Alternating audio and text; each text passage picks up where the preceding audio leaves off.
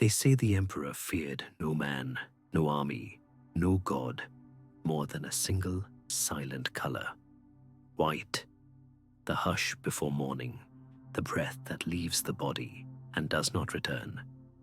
And in the lantern-lit corridors of the Tang dynasty's imperial court, even the wind seemed to hold its breath when brushing past pale curtains or stone tiles lightened by time. For Emperor Xianzong, ruler of the Celestial Empire in the 9th century, the hue of snow was not purity. It was a ghost. It was death, knocking quietly, without ceremony, dressed in silks no one dared weave. In the court of jade pillars and cinnabar beams, beneath eaves carved with dragons and phoenixes, an unspoken law reigned more sternly than any decree. No white robes, no white flowers, no parchment left unpainted. The forbidden color was banished from scrolls, ink, embroidery, hairpins, dreams. It was said that even the moonlight seemed muted within the palace walls, as if it too feared being mistaken for the omen. This fear did not rise from policy or whim, but from the blood of legend. Once, they say, a concubine of unrivaled beauty, Mei Lin, whose name meant plum blossom, danced in the shadowed halls, her black hair pinned with a single camellia of winter white, a blossom given to her by a maid who had never seen court again. That evening, Mei Lin sang by candlelight, her voice like water pouring over stone. By morning, she was found crumpled beneath the painted screen, her skin drained of all warmth, as pale as the bloom she wore. Her lips were parted slightly, not in pain, but in surprise. After that, whispers grew like moss beneath stone steps. They spoke of a curse, of ghosts in silk sleeves, of mirrors that clouded with frost when touched by bare fingers.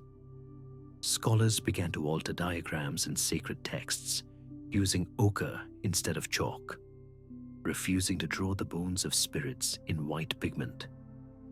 Artists abandoned the snowscapes that once hung in golden frames. White was not absent. It was banished, as if the very idea of death could be folded into the fabric of existence and tucked away. But fate, as it always does, listened with quiet amusement.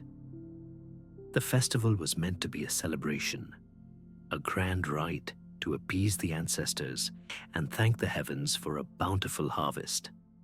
Incense swirled in the air like forgotten prayers.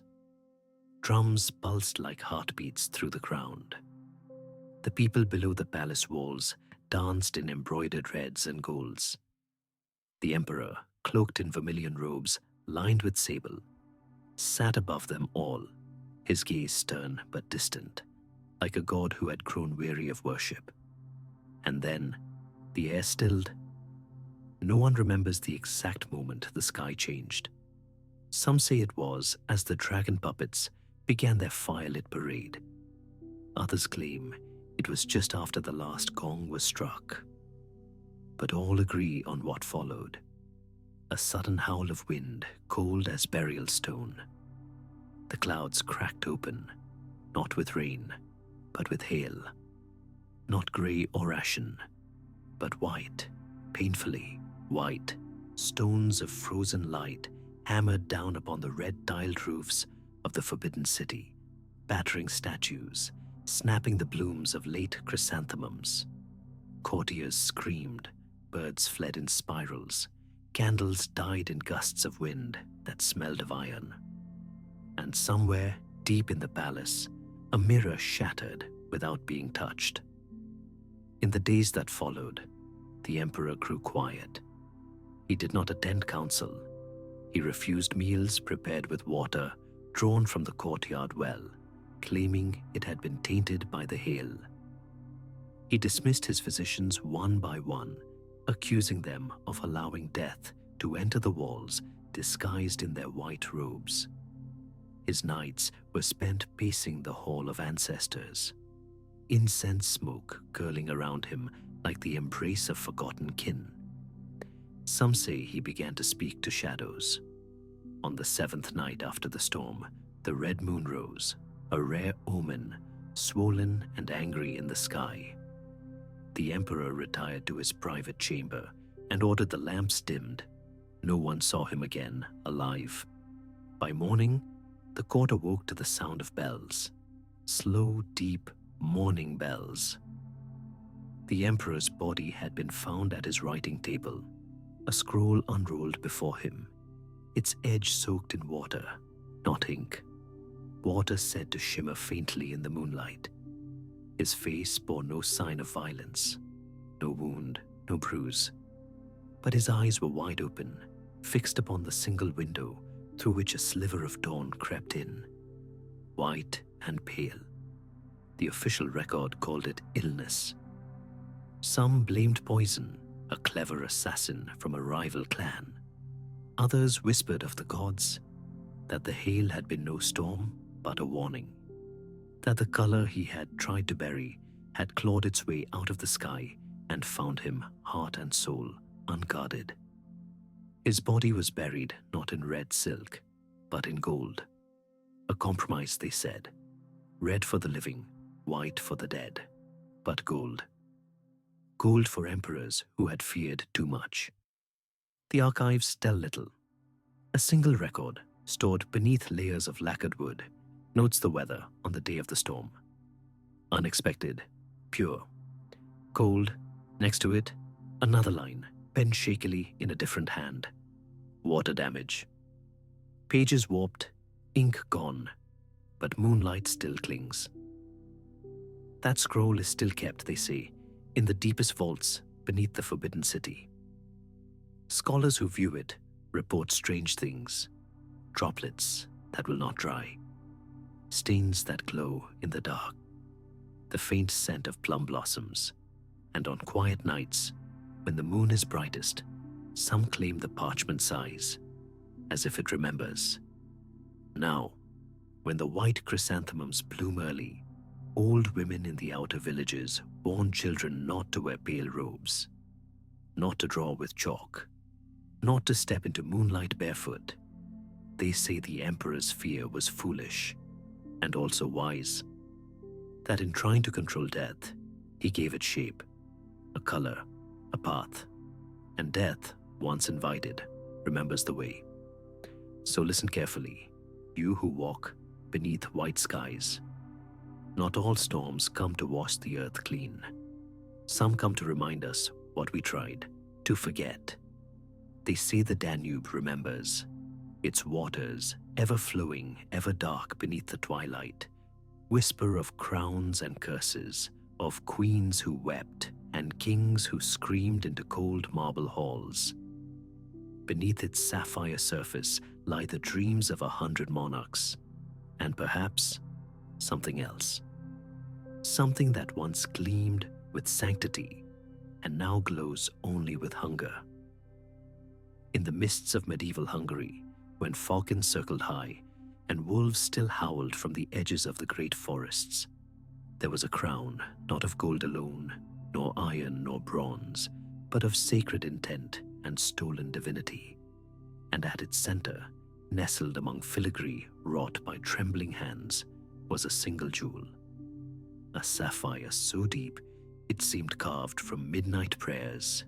It shimmered, not with light, but with memory, or malice.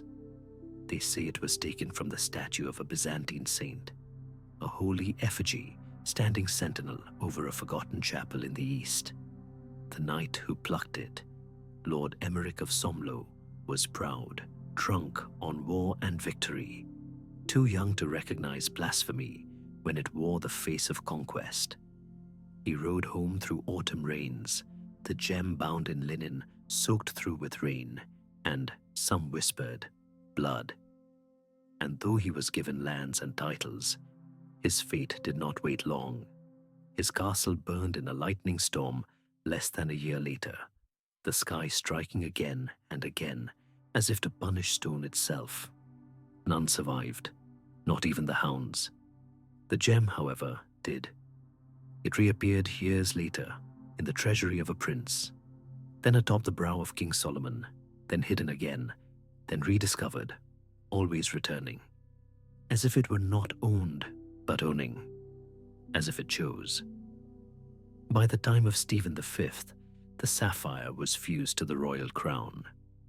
Jewelers claimed it could not be removed without cracking the circlet or worse, the sapphire itself, and none dared shatter it. The people had begun to speak in tremors. They whispered of voices in dreams, of flickers of blue fire in royal chambers, of children born beneath stars who would not cry. But Stephen ignored them. Young, bold, and aching to secure his throne, he donned the crown beneath cathedral arches so grand they seemed to press down upon the soul. The sapphire glinted above him like a frozen eye. He was dead before the week ended. Some said it was poison, others said the light had left him. He had, according to one priest, begun to murmur in a tongue none recognized, not Latin, not Magyar, something older, older than the saints, perhaps older than God. They buried him beneath a slab so thick it took 7 men to place it. But the crown was passed to his son. For what is inheritance, if not repeating what should be forgotten? King Louis, whom they would later call the Great, ruled longer. He was clever, devout, surrounded by alchemists and astrologers who read the stars for signs of mercy. But even he could not resist a moment of defiance. On the day of a solar eclipse, when the sky turned to ink and the birds fell silent in their flight, he refused to remove the crown from his head. He stood upon the palace steps, speaking to an unseen crowd as darkness swallowed the world. By nightfall, he was writhing with fever. By morning, he was still. The stone, it seemed, thirsted not merely for blood, but for spectacle. Yet not all bowed. Queen Mary, daughter of Louis, was made of steel and storms. When warned of the sapphire's curse, she laughed, wore it openly, rode with it gleaming upon her brow. She issued edicts in its shadow, and for a time, nothing happened. The court breathed again. The priests dared sermons. The curse, they whispered, had been broken by a woman's will. But then came the lake. On a moonless night, her only son vanished. The royal lake, deep and serene, yielded no cry, no struggle, just silence. When they found his body floating near the reeds, his eyes were open, blue, not his natural color, they said, and upon his tiny chest, a mark. No wound, no bruise, just the faint outline of a star, as if burned there in frost. Mary wept for 7 days. On the 8th, she summoned the crown, ordered the sapphire, sealed in iron, bound with chains, locked in the chapel vault. By morning, the chains were rusted through. The priests who inspected it fell ill. One died that same week, his tongue blackened, eyes milky. The others refused to speak of what they saw. One shaved his head, took a vow of silence, and lived out his days beneath the bells of Esztergom. After that, the gem vanished. Some claim it was buried beneath the ruins of Visegrad, where moss now grows over shattered stone and foxes prowl the broken stairways. Others believe it was stolen during the Ottoman invasions, spirited away across distant sands, feeding curses into foreign bloodlines.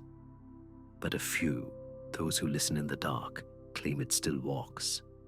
Not in daylight, not in state, but on coronets that no one remembers. On the brows of dukes who vanish into smoke. On the circlets of queens whose names fade faster than they should. The sapphire calls to those who desire too much. One traveler, a monk errant, once claimed to have seen it in a marketplace in the north, on a child's toy crown offered by a blind vendor who smiled too easily. The gem caught the sun, and the monk fell to his knees weeping. He fled that city and never returned. Another account, hidden in the margins of a chronicle, speaks of a winter lord, unnamed, who wore a circlet set with a blue jewel that burned ice cold to the touch. His castle now lies in ruin, trees growing through the hall. But the records are never complete. Pages go missing. Ink fades where it should not, as though something erases itself or wishes to be forgotten. Still, when twilight descends and the Danube flows like melted sapphire beneath the silent sky, some swear they see a glint, a tiny flame of impossible blue drifting atop the water. Not a reflection, not a trick, but a gaze, watching. Perhaps the gem was never a gem at all. Perhaps it was a spirit, a hunger, a wound disguised as beauty, a punishment too holy to be understood, or a soul imprisoned long ago trying to remember its name, and so we speak of it only in whispers. The crown was worn, the kings are dust, the queen is legend, but the gem may still be waiting. And should you ever find a jewel so blue it makes the sky seem pale, walk away. Do not touch. Do not pray. Some curses do not sleep. They dream. 3. They gather where the silence is oldest. In the black hours before dawn, when the air is damp with forgotten prayers and the city of Paris slumbers beneath its shroud of soot and stone, the crows begin to stir. Their wings slice the wind like parchment blades. Their claws grip ancient ramparts with the memory of bone. They do not sing. They do not cry. They watch. And he, the king, watches them back. It is the year of our Lord, 1405. The winter has come early. Frost creeps along the tapestries of St. Paul like veins of glass.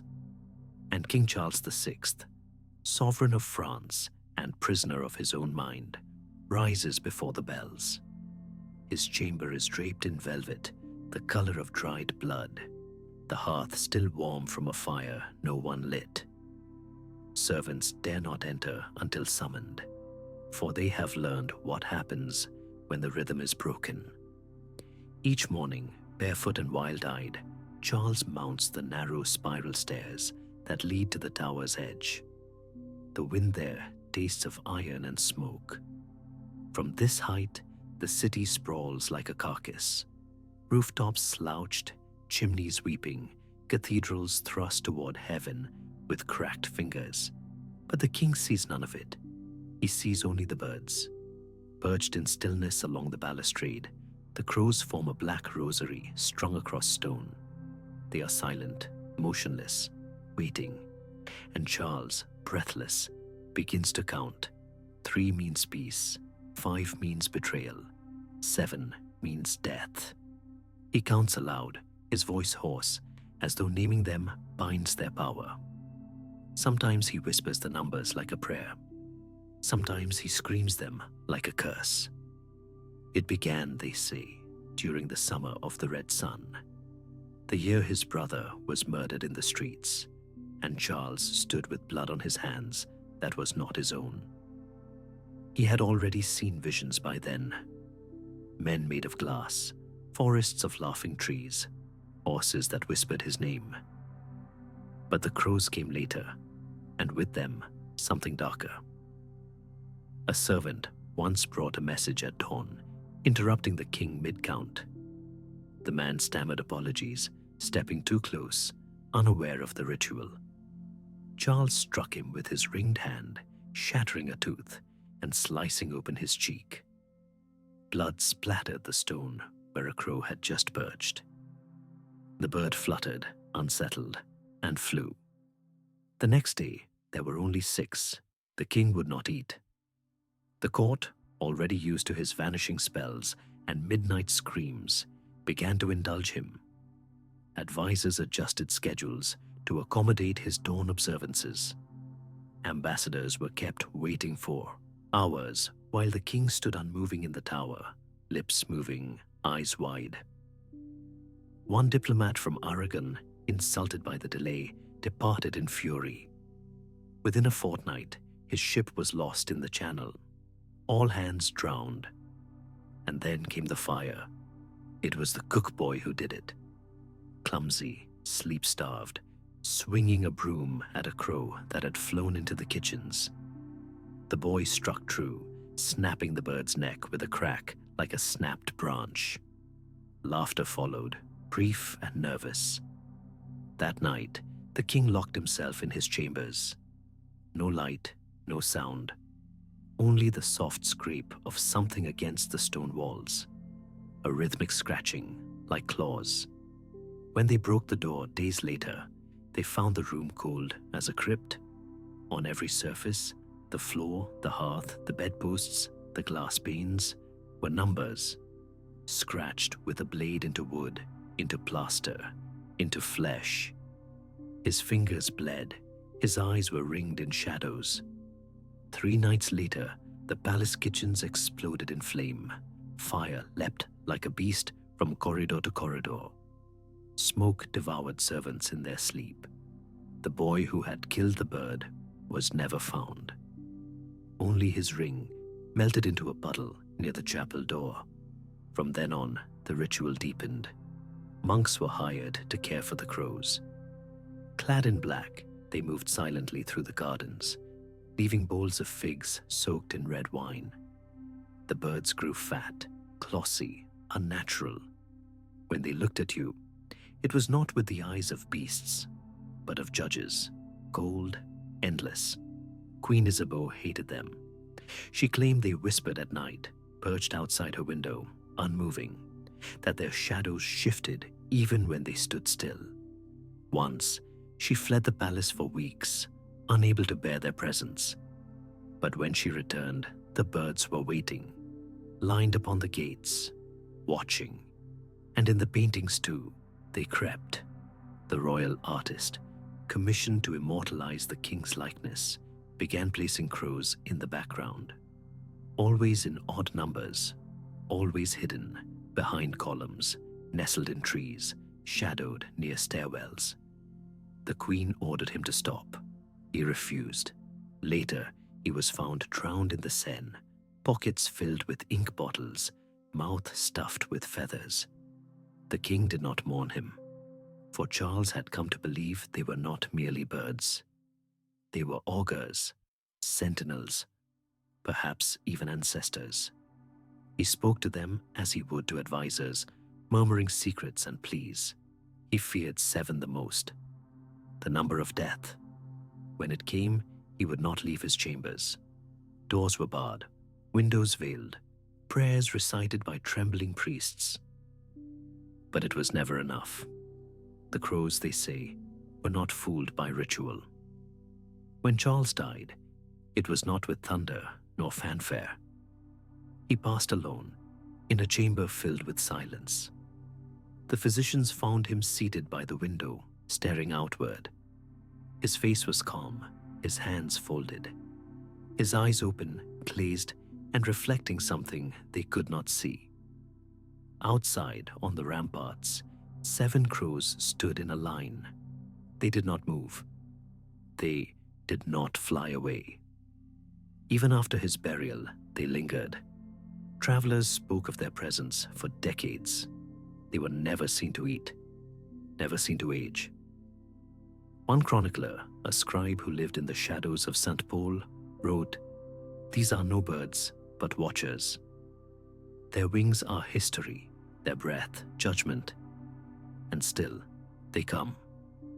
In the dawn hours, when Paris lies wrapped in fog and memory, they perch on ruined stone and look eastward, toward the rising light, or perhaps toward some older realm untouched by time. If you listen closely, you may hear them shift, feathers brushing like pages turning, waiting for another king to count them. For the watchers do not forget, and neither should we." 4. Some say the west is where the sun goes to die, where day is swallowed into the unknown, and light folds itself into the hush of eternity. The ancient knew this. They built temples to face the east, to greet the dawn, to honor rebirth. But the west was something else. a place of endings, of shadows that stretched too far, of dreams that walked without permission. And in the heart of 16th century Spain, cloaked in royal silk and sorrow, there lived a queen who feared the West more than death itself. Her name was Joanna, daughter of Ferdinand and Isabella, sister to empires, mother to kings. History remembers her as Juana la Loca, Joanna the Mad. But madness, as it often is, was the word the world used when it could not explain her grief. She was beautiful once, eyes like autumn's last fire, voice low as a cathedral's dusk prayer. When she was still young, still untouched by the weight of shadows, she loved a man named Philip, a foreign prince with hair like spilled ink and a gaze that burned holes in her sleep. He became her obsession, her light, her undoing. Their love was not gentle. It was a fever, a wound stitched in silk. He was unfaithful, cold, cruel when bored. But she clung to him, as if her soul had nowhere else to go. And then, one bitter autumn morning, he died. The court said it was fever, a sudden chill, an unlucky draft, a punishment for pride. But Joanna believed it was the West, that he had walked toward it, too far in sleep, and the shadows had taken him, body, breath, and name. When they embalmed him, she wept so hard her skin cracked. Then she made a decree. The body was not to be buried. It was to remain by her side, in velvet, in silence, through the days and the long, unraveling nights. She had his coffin opened at dusk and sealed again before dawn. She whispered to him through the dark, hands pressed against glass, voice trembling, as if she spoke across a great ocean. "Philip," she said, "the West is open tonight. Stay where you are." No one dared deny her, not the bishops, not the noblemen, not even her father. They watched her unravel, stitch by stitch, like a tapestry tugged by invisible hands. She refused to sleep unless her bed faced east. East was where the sun was born, where breath began, where hope still waited. The West was where Philip might return from.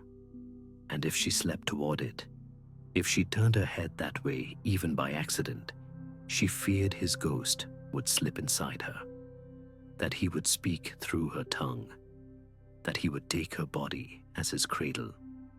So she slept, turned away, always.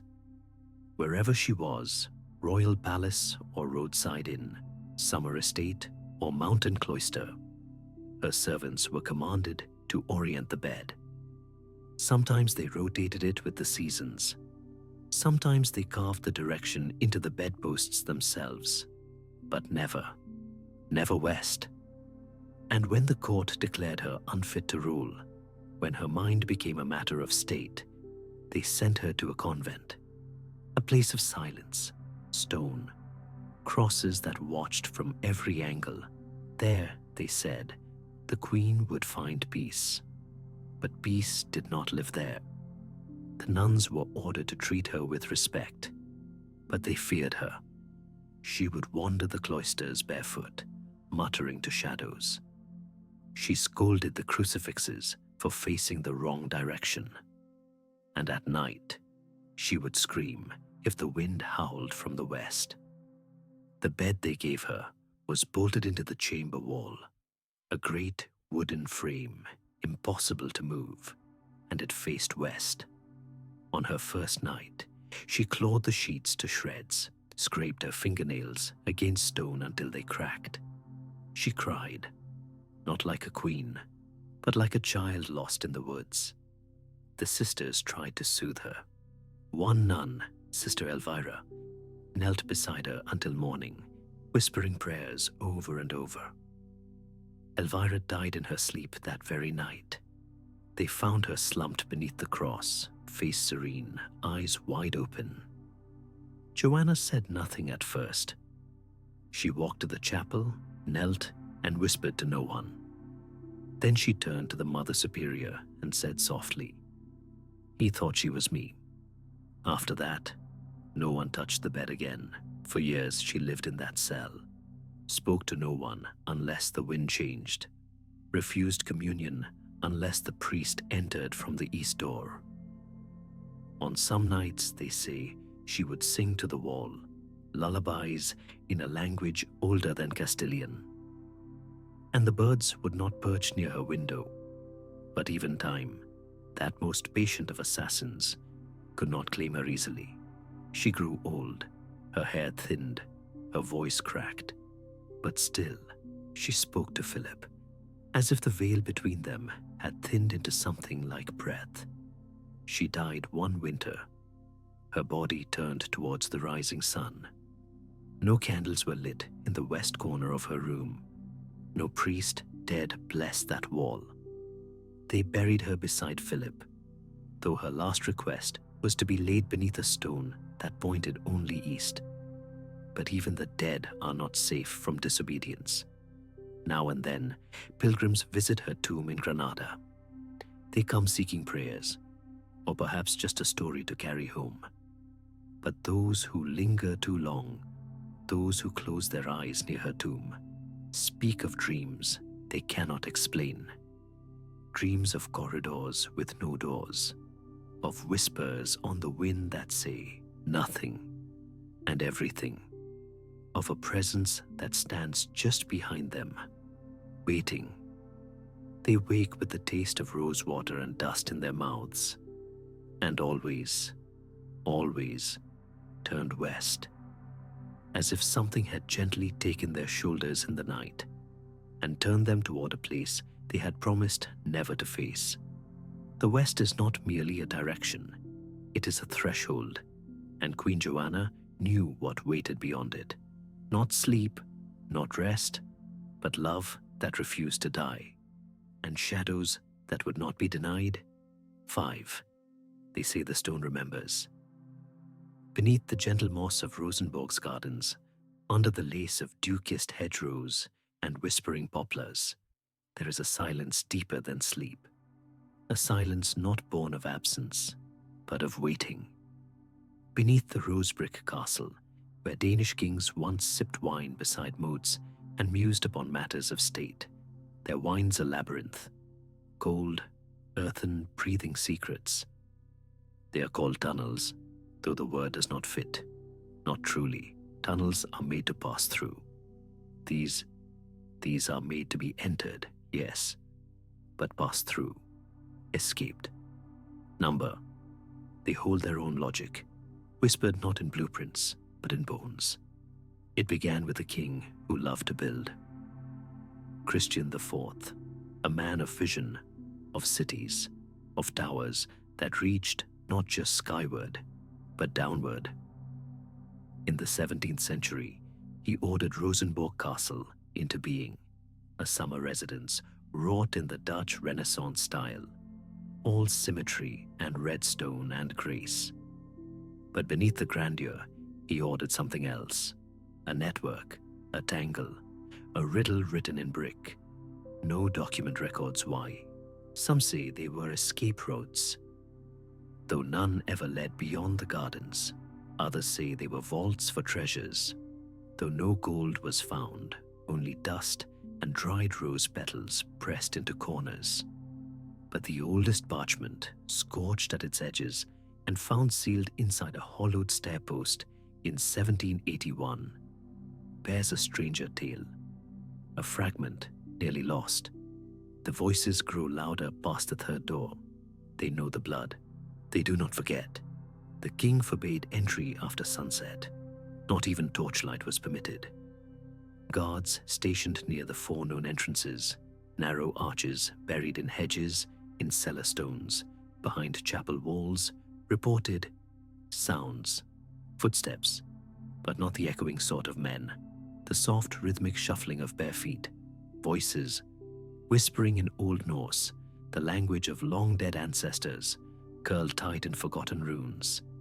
And once, a bell, a low, aching toll that seemed to resonate through the soles of their boots. But there is no bell on record beneath Rosenborg, no bell forged, no chamber marked. They wrote it off, as courts do, as wind, as nerves, as nothing. But the legend began. A ritual was born, unspoken but binding. Before coronation, the heir must descend.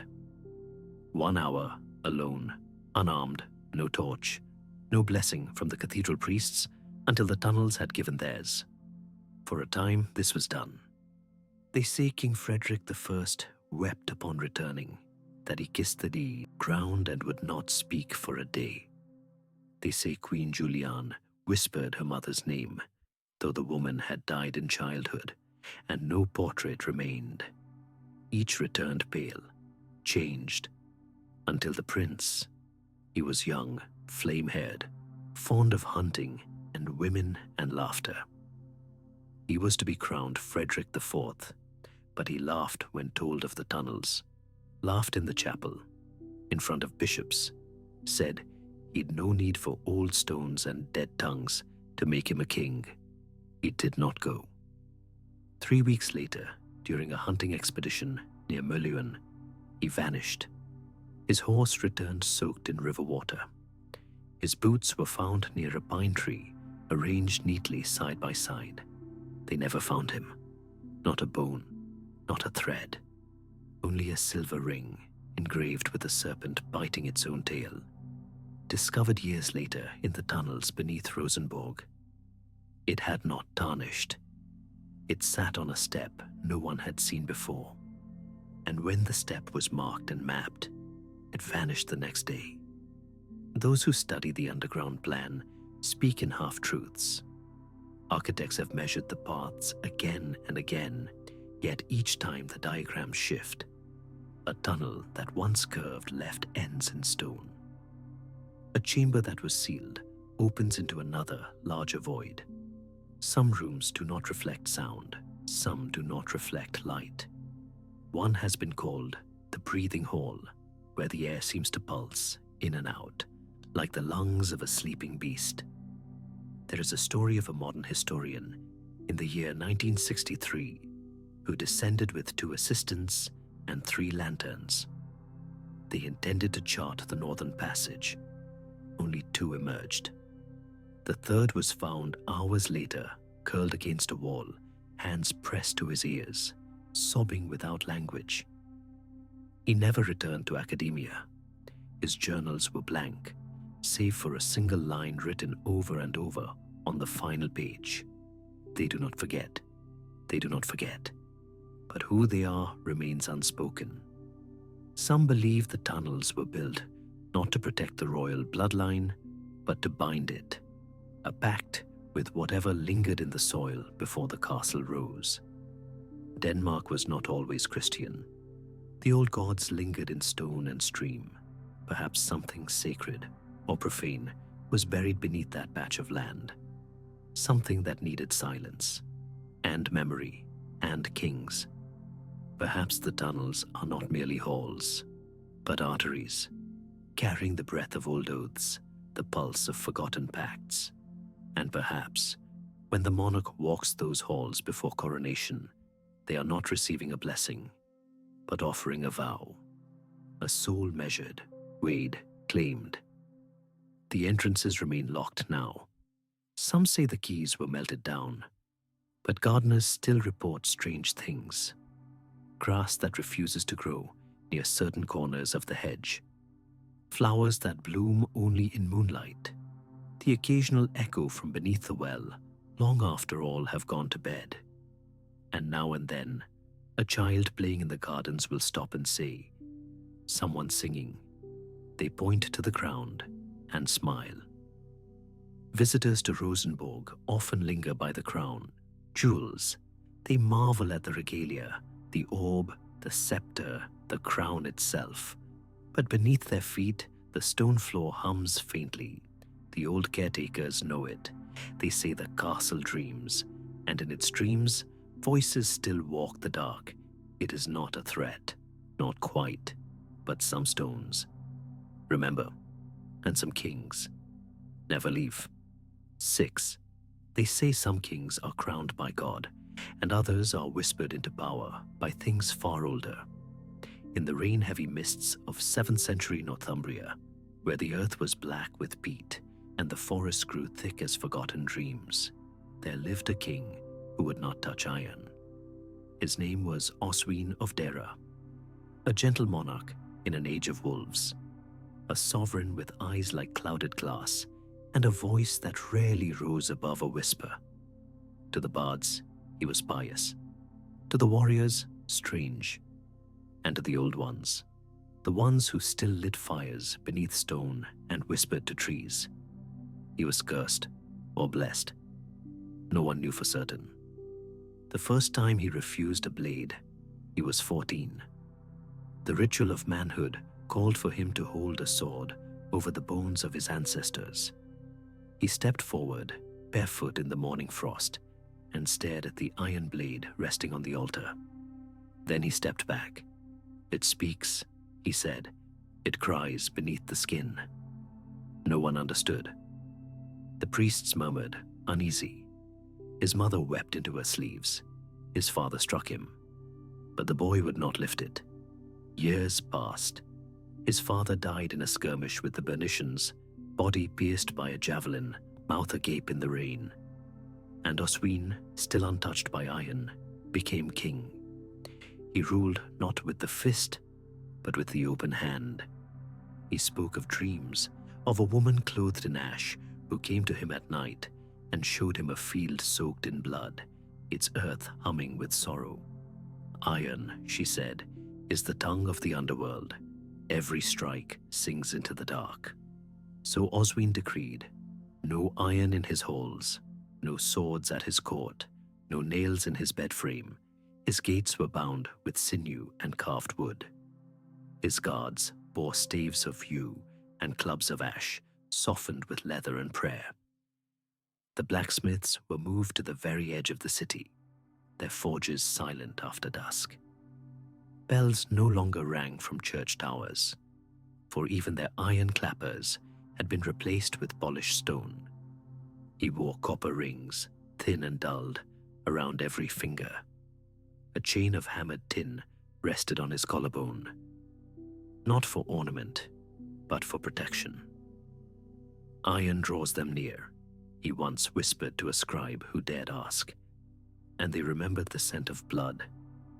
The queen, Aelflaed, tried to hide her fear. She commissioned silver knives for the royal table, drank only from horn or clay, but her sleep grew restless. She claimed the hearth spoke in low tones when iron was near. Once, a visiting noble from Mercia gifted the king a spear of fine craftsmanship, a blade of rare pattern-welded iron, etched with the names of dead gods. Oswine accepted it with trembling hands. He did not touch the metal, only the leather wrapping at its base. He placed it in a reed basket and had it buried behind the monastery chapel. That night, thunder cracked the sky without a storm. The next morning, the noble was found face down in a shallow stream, his lungs filled not with water, but soot. The court began to whisper. When war threatened, as it always did in those restless kingdoms, Oswine stood before his warriors and gave his command. No swords, no spears, no arrowheads of iron. They would fight with clubs, staffs, stones wrapped in leather. Armor, he said, would be made of thick wool and hope. They obeyed, for he was their king. They died, for he was wrong. The Bernician host came clad in iron, sharp, cold, merciless. Oswine's men broke like frost beneath the heel. Screams echoed across the vale like torn music, and Oswine, shamed, broken, weeping, fled to a monastery hidden among the fens. There he cloaked himself in rough-spun robes and knelt before the altar. But even there, he would not touch the crucifix. The cross above the altar was forged of iron, darkened by candle soot. Oswine would kneel before it, head bowed, lips moving in silent penitence. But he never let his fingers graze its surface. A monk once saw him reach forward, hesitate, and pull back as though struck. He began to sleep beside the chapel walls, cold stone beneath him, nights unbroken by dreams, or perhaps haunted by too many. It was in this stillness that the end came. A friend, or one who wore the face of a friend, came to visit. A nobleman from Dera, one who had ridden beside him in younger days. They spoke in low tones beside the fire, of peace, of repentance, of returning home. The man promised forgiveness from the people. He brought bread and honey and warmth and a blade. It was not sharp, not ceremonial, just a common dagger spotted with rust, found perhaps in the bottom of a pack. But in the small hours of the morning, as the wind curled around the eaves and the ravens shifted in the trees, the blade found Oswin's heart. He did not cry out. The monks found him still, hands folded over his copper rings, blood seeping like wine into the stone. The dagger remained lodged in his chest, a cruel mouth where prayer should have been. They wept, and they buried him, not in the churchyard, but in a small grove beyond the walls, where no iron tools had ever cut the earth. The grave was dug with antler and bone, the coffin bound in willow twine. But for 3 nights, the ground trembled, the wind howled through the trees without breath. Birds would not land near the grove. One monk collapsed beside the grave, mumbling of footsteps and chanting in a tongue none could name. Decades passed, and in time the grove was forgotten, until one spring the bones were to be moved. A bishop had ordered it. Too many burials now, too many stones. The monks dug carefully, with reverent hands, and when they opened the coffin, they found the wood, splintered from within. Oswin's bones were there, coiled, not laid. But the dagger was gone. No rust, no trace. As if the metal had been swallowed into the soil, or drawn back to whatever realm it had come from. They sealed the grave again, this time with salt and whispered psalms. But the silence around the grove deepened. Even now, they say moss will not grow there. And when storms roll across Northumbria, that patch of earth remains untouched by rain.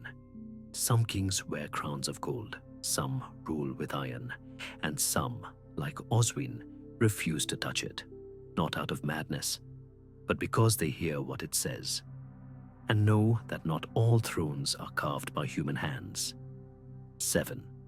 The sky does not bleed without reason.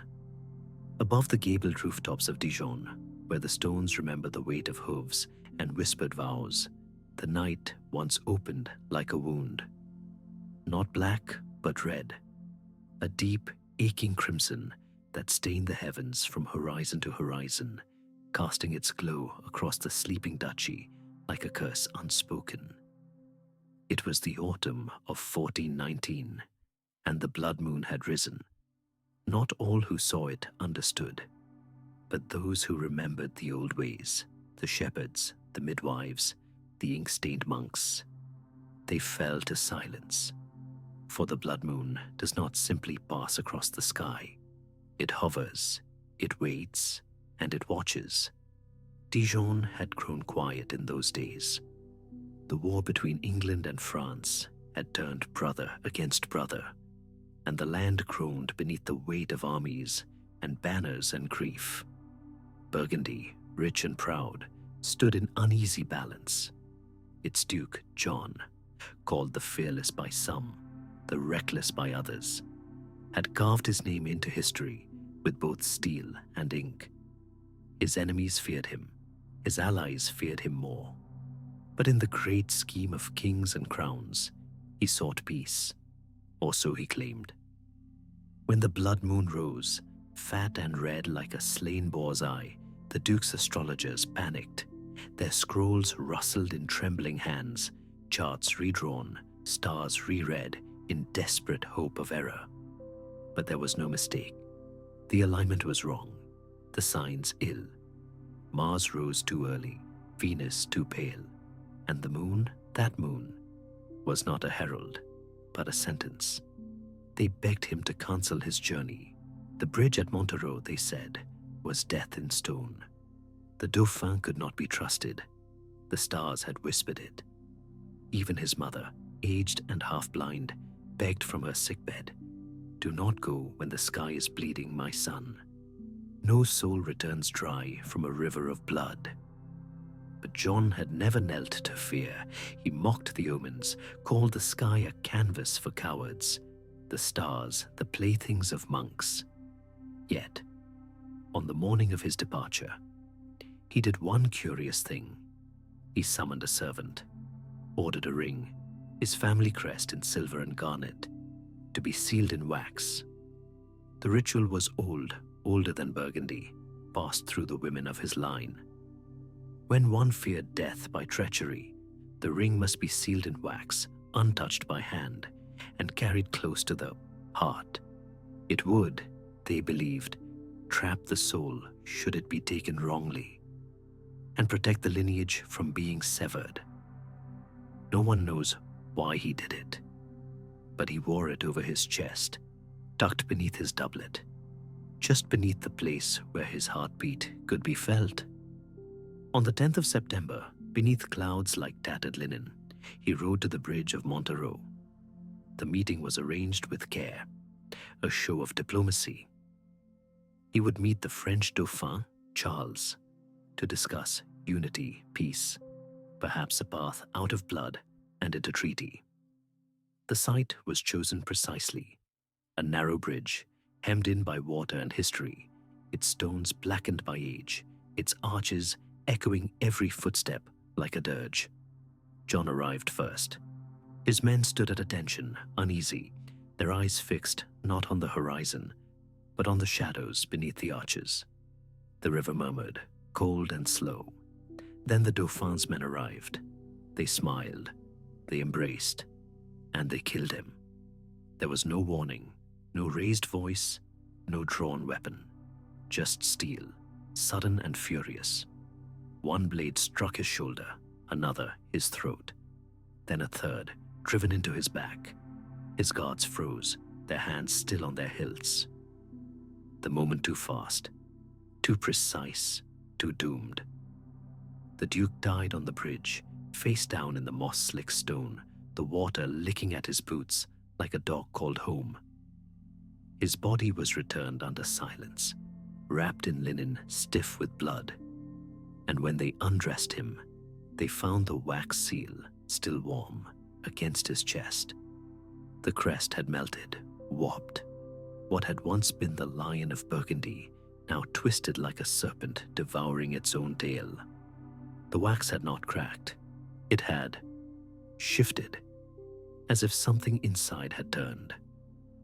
The French court claimed it was not betrayal, merely war, merely an accident of diplomacy, a misunderstanding, nothing more. But Burgundy wept not with grief but rage. They built no songs for peace after that, no treaties, no olive branches, only iron, only silence, only vengeance handed down like a sacred duty. The bridge at Montereau still stands, stones slick with centuries of moss and memory. And they say, when the moon is high and full, especially when it runs red across the sky, the wind on the bridge carries a sound, not words, not screams, but weeping. And for generations the legend grew that each time the blood moon returned to Burgundy, a shadow would come too, not loud, not cruel, but inevitable. They say it comes to those of his blood, the heirs of John the Fearless, a nobleman, a prince, a merchant with his seal still etched into their papers. The shadow arrives at the door, cloaked, silent, faceless, holding a broken ring in its palm, the wax still warm, the crest still shifting, and it whispers, not in warning, but in regret, for the blood moon does not warn, it mourns. It marks what is already lost. And as the skies bleed once more over the hills and vineyards of Burgundy, as owls fall silent and dogs whimper without cause. Somewhere, someone of his line wakes from a dream they cannot remember.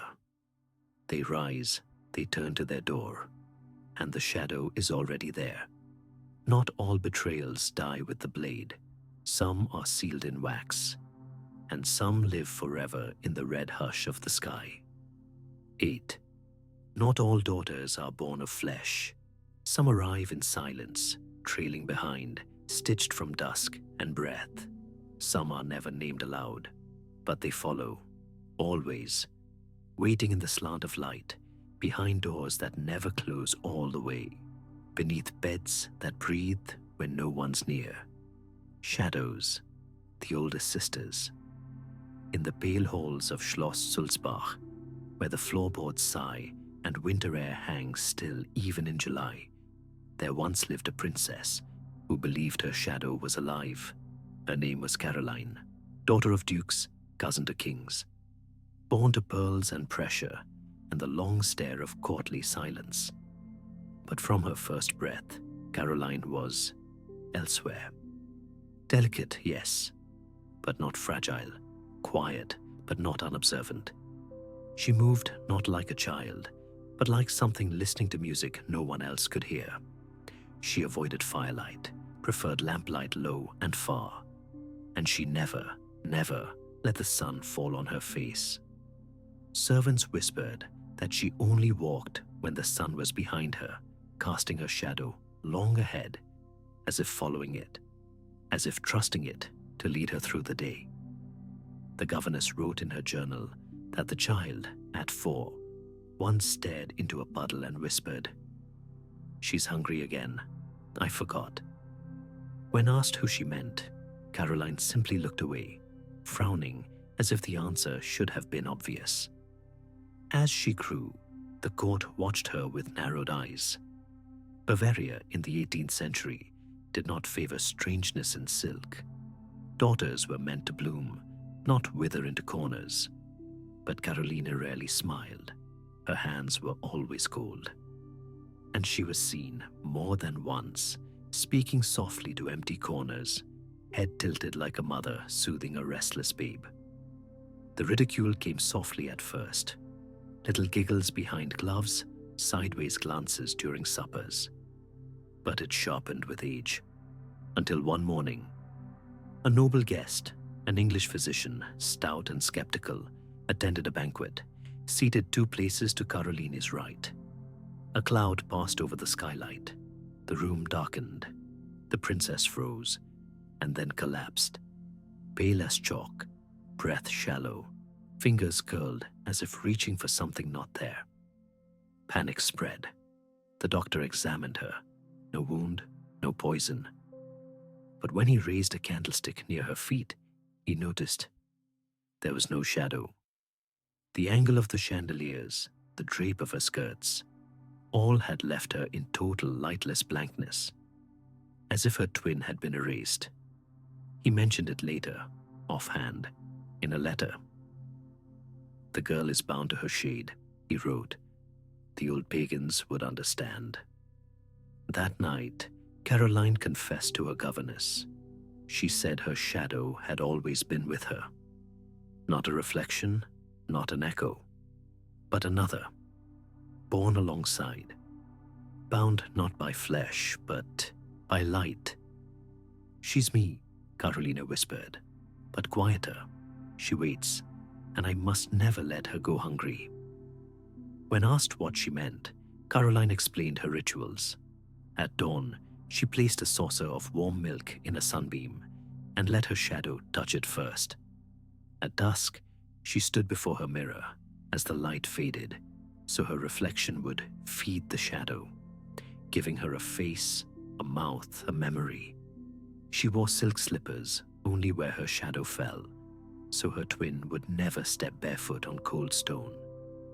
Each night, candles were placed at her bedside, not to dispel darkness, but to give her shadow room. A dance floor of flickering light across ceiling and wall. No one knew whether to weep or worry. But the maids did as they were told. Mirrors were polished, lamps trimmed, shadows allowed to fall, until the maid. Her name is not remembered, only that she was new, that she had sharp teeth and sharper words, that she laughed as she doused the lamps in Carolina's chamber one storm dark evening, claiming shadows were for fools and ghost stories. The candles went out, the mirrors fell black, and the princess screamed, not loud, not shrill, but low and long, a sound like the bowels of the castle crying out. Her body seized, hands curled like spiders' legs. She trembled for hours, whispering her sister's name, a name no one else heard, one that made even the governess pale. When the lights were returned, the shadow came back, but wrong. It no longer followed. It moved before her, bent at odd angles, lingered too long after she turned. And when she reached for her teacup one morning, the shadow hand hesitated, as if uncertain, as if resentful. From that day, Caroline refused to sleep in darkness. Her chambers became a shrine of light and glass. Candles burned in mirrored lanterns hung from ceiling to floor. Silver trays reflected flickers into every corner.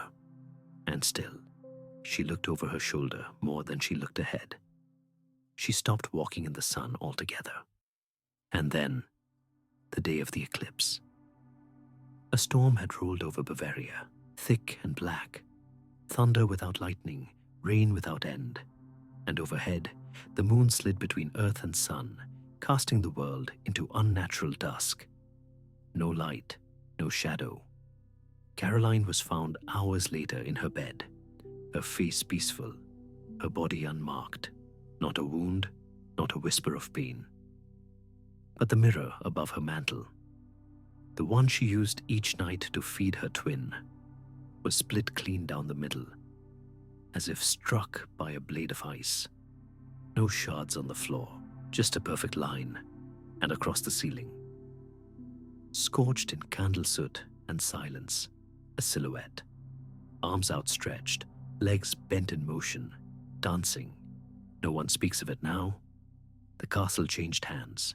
The rooms were repainted, the old candle hooks removed, but the chamber remains colder than the rest, and the mirror, replaced again and again, always cracks by autumn. Some say Caroline never died, only her flesh. That the other one, the shadow sister, now dances alone, untethered, still waiting for warmth, for milk, for mirrored light. And if you ever sleep too long in her old room, you may wake not facing the window, not facing the door, but facing your own shadow, and it may not be facing you. 9. They say a man's mouth is the gate of his soul, that every word uttered, every breath drawn, every whisper released into the world is a thread tying the spirit to the flesh. And when that gate begins to rot, the soul starts to slip. In the twilight days of the Ottoman Empire, when shadows clung tighter to the court than courtiers, there ruled a man whose fear was not the sword, nor the foreigner, nor the plague that crept through bazaars on humid winds, but the bones in his mouth. His name was Abdulaziz, Sultan of the Sublime State. His hands signed decrees that turned cities to ash. His eyes watched the fall of empires, but in the silence of his chamber, he counted teeth, not coins, not enemies, teeth, and each one, he believed, betrayed him. The story begins, as such stories often do, with a whisper. An old dervish, nameless, faceless, cloaked in dust and prophecy, had passed through Istanbul in the Sultan's youth. He spoke in riddles that slithered through the palace walls, drawn in through incense smoke and idle airs. He who counts the bones within shall not taste spring again, he said. And though many dismissed him, the words took root in the Sultan's mind like a splinter too small to remove. For years the phrase remained dormant, But as age crept upon him, slow, silent, cold in the joints, it bloomed into obsession. After every meal, the Sultan would retreat to a silver mirror framed with rubies, lean into the candlelight, and count 1, 2, 3, touching each tooth with the tremble of a man reading scripture. 32 was his sacred number. Anything less sent him into fits of silent prayer, anything more into nights of staring at the ceiling, lips moving, counting shadows. No one was allowed to speak of loss, not of hair, not of fortune, and certainly not of teeth. Dentists, once welcomed into the harem as bringers of relief, were now exiled, some beheaded for treason. The very word decay was stricken from court vocabulary. Poets were censored. Physicians warned their patients with gestures and glances. The palace became a place where mouths were closed and fear roamed freely. When one of his teeth loosened, not lost, not fallen, merely shifted, he collapsed mid-prayer. White-robed attendants rushed to his side, finding him sprawled across the marble floor of the mosque, whispering the dervish's words again and again, as if trying to twist them backward. He who counts, he who counts. That night, he summoned the palace goldsmith. Under torchlight and the supervision of trembling eunuchs, he ordered each tooth capped in gold, not for vanity, but for defense. They must not vanish, he said, if I do not allow them. He smiled no more after that. Even during war councils, with maps unfurled and generals debating the fate of thousands, the Sultan would sit quietly, fingers tapping his jaw, tap, tap, tap, as if to feel the bones beneath, to ensure they had not moved in his silence. He grew gaunt. The gold caps made his mouth heavy. Speech became effort. Meals were smaller, softer. Dates soaked in honey, milk warmed with saffron, anything to avoid chewing. The harem began to fear the mirror. One concubine, a girl of Circassian birth, known for her laugh, made the mistake of counting aloud during a bath. 31, she said, teasing. Or have you grown another in your sleep, my Sultan? By dawn, she had disappeared. Her slippers remained outside the door, untouched. A smear of gold dust clung to the bath tiles. The Sultan, they say, wept that night. Not for her, but because he believed he had miscounted. In his solitude, he began to see more. The mirror, that faithful traitor, no longer gave him comfort. Some nights, he saw a mouth not his own, too wide, too full. A phantom tooth nestled behind the others. He tried to draw it out with his fingers, scratching, scraping, until his gums bled. He awoke with his tongue blistered from pressing, pressing, pressing. A scribe once overheard him muttering, "It waits for spring. She waits." No one asked who. And then spring came. The tulips bloomed overnight, crimson and gold, along the courtyards of Topkapi Palace. A gentle wind carried their scent through halls once thick with incense and secrecy. One official, a humble archivist, noted the bloom in a scroll. "The Sultan's gardens have awakened," he wrote. By dusk, the Sultan was dead. They found him slumped in his chambers, robes undisturbed, no wound, no struggle. His eyes open, his mouth wide, stretched in a silent gasp, as though his last breath had been stolen before it could escape. And there, resting on his tongue, was a single tooth, smooth, white, uncapped. It did not match the rest. The gold-capped molars were all intact, counted, catalogued. But this tooth, this one, was wrong. Too pale, too young, too late. They tried to burn it. It would not char. They buried it with him. But 3 nights later, the tomb cracked at the corner, as if the earth had shifted in protest. No one speaks of the dervish anymore.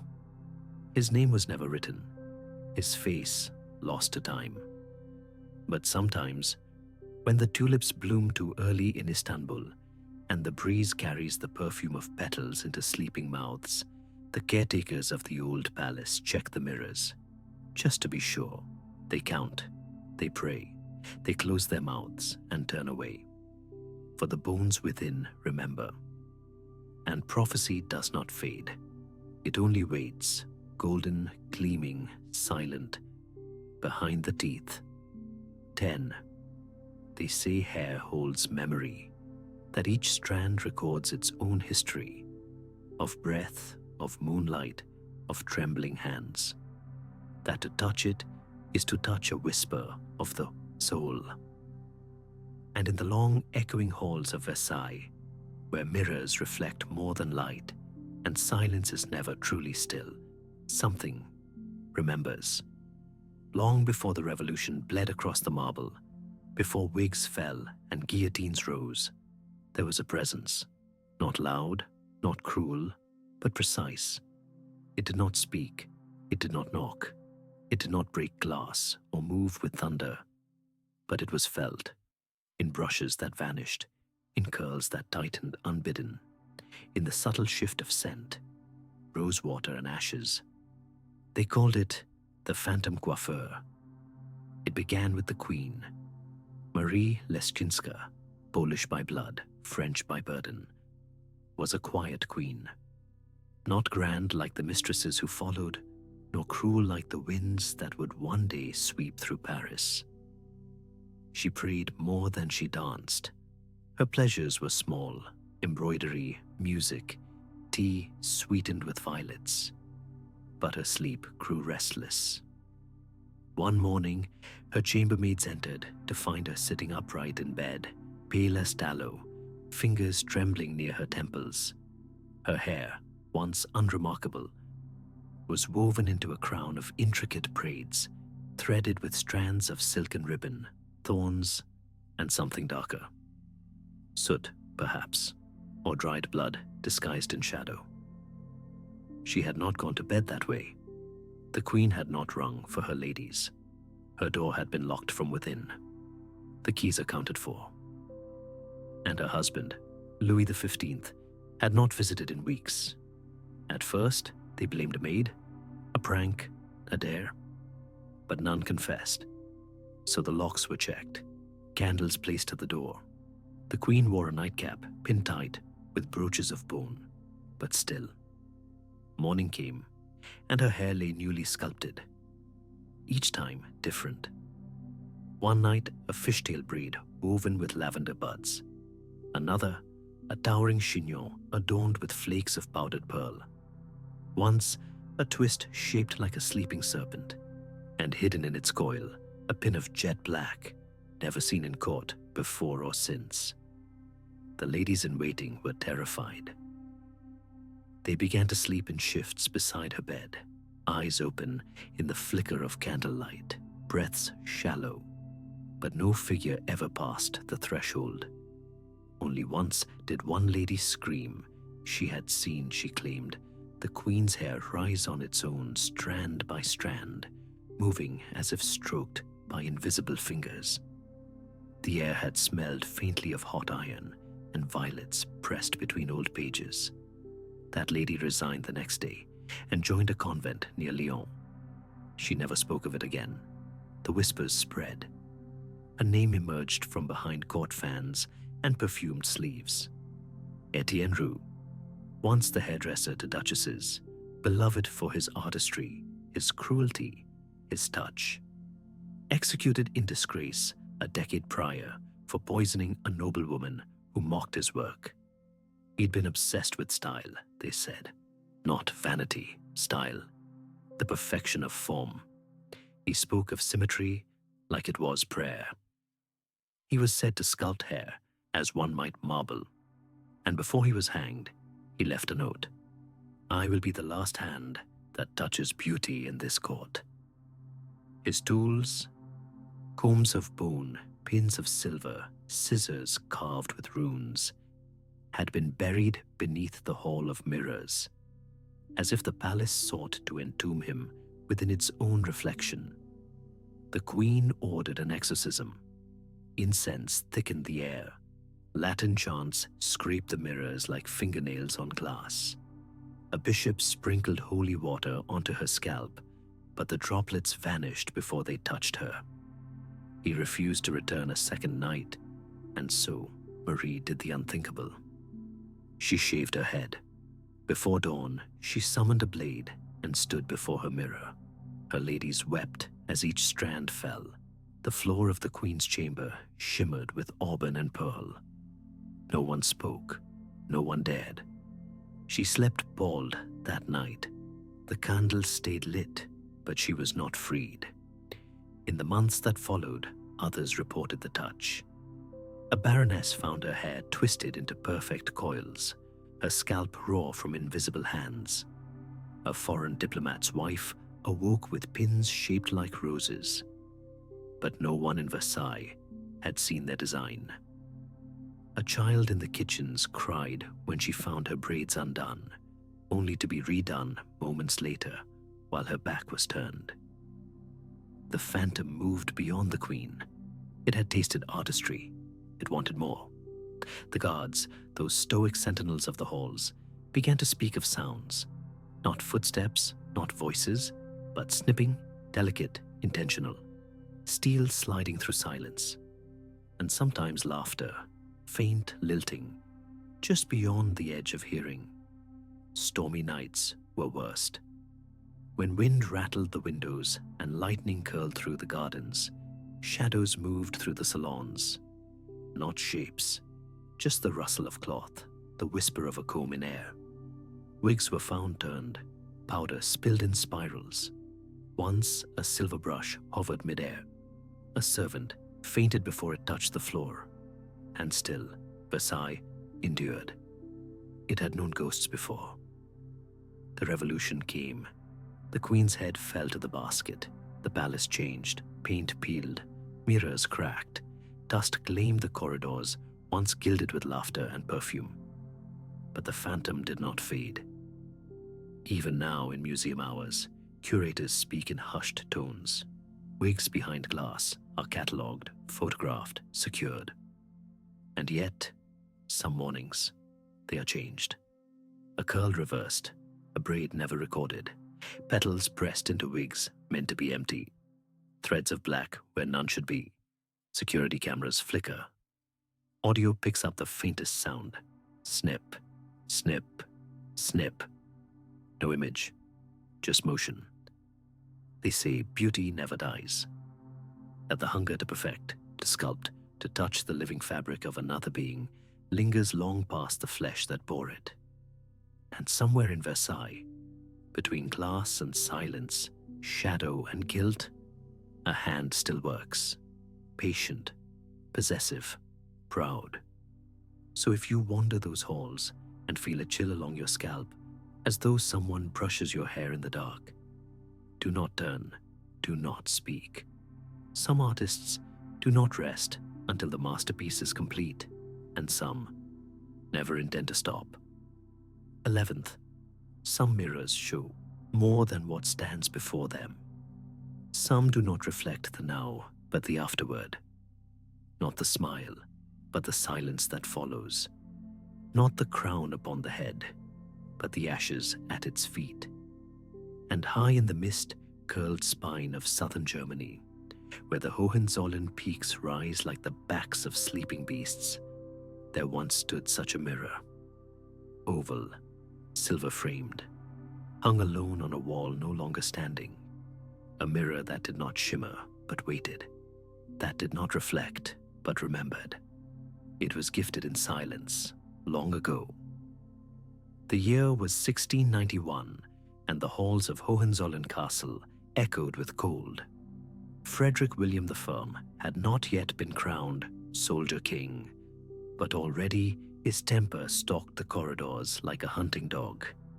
He did not believe in riddles, but the mirror came anyway.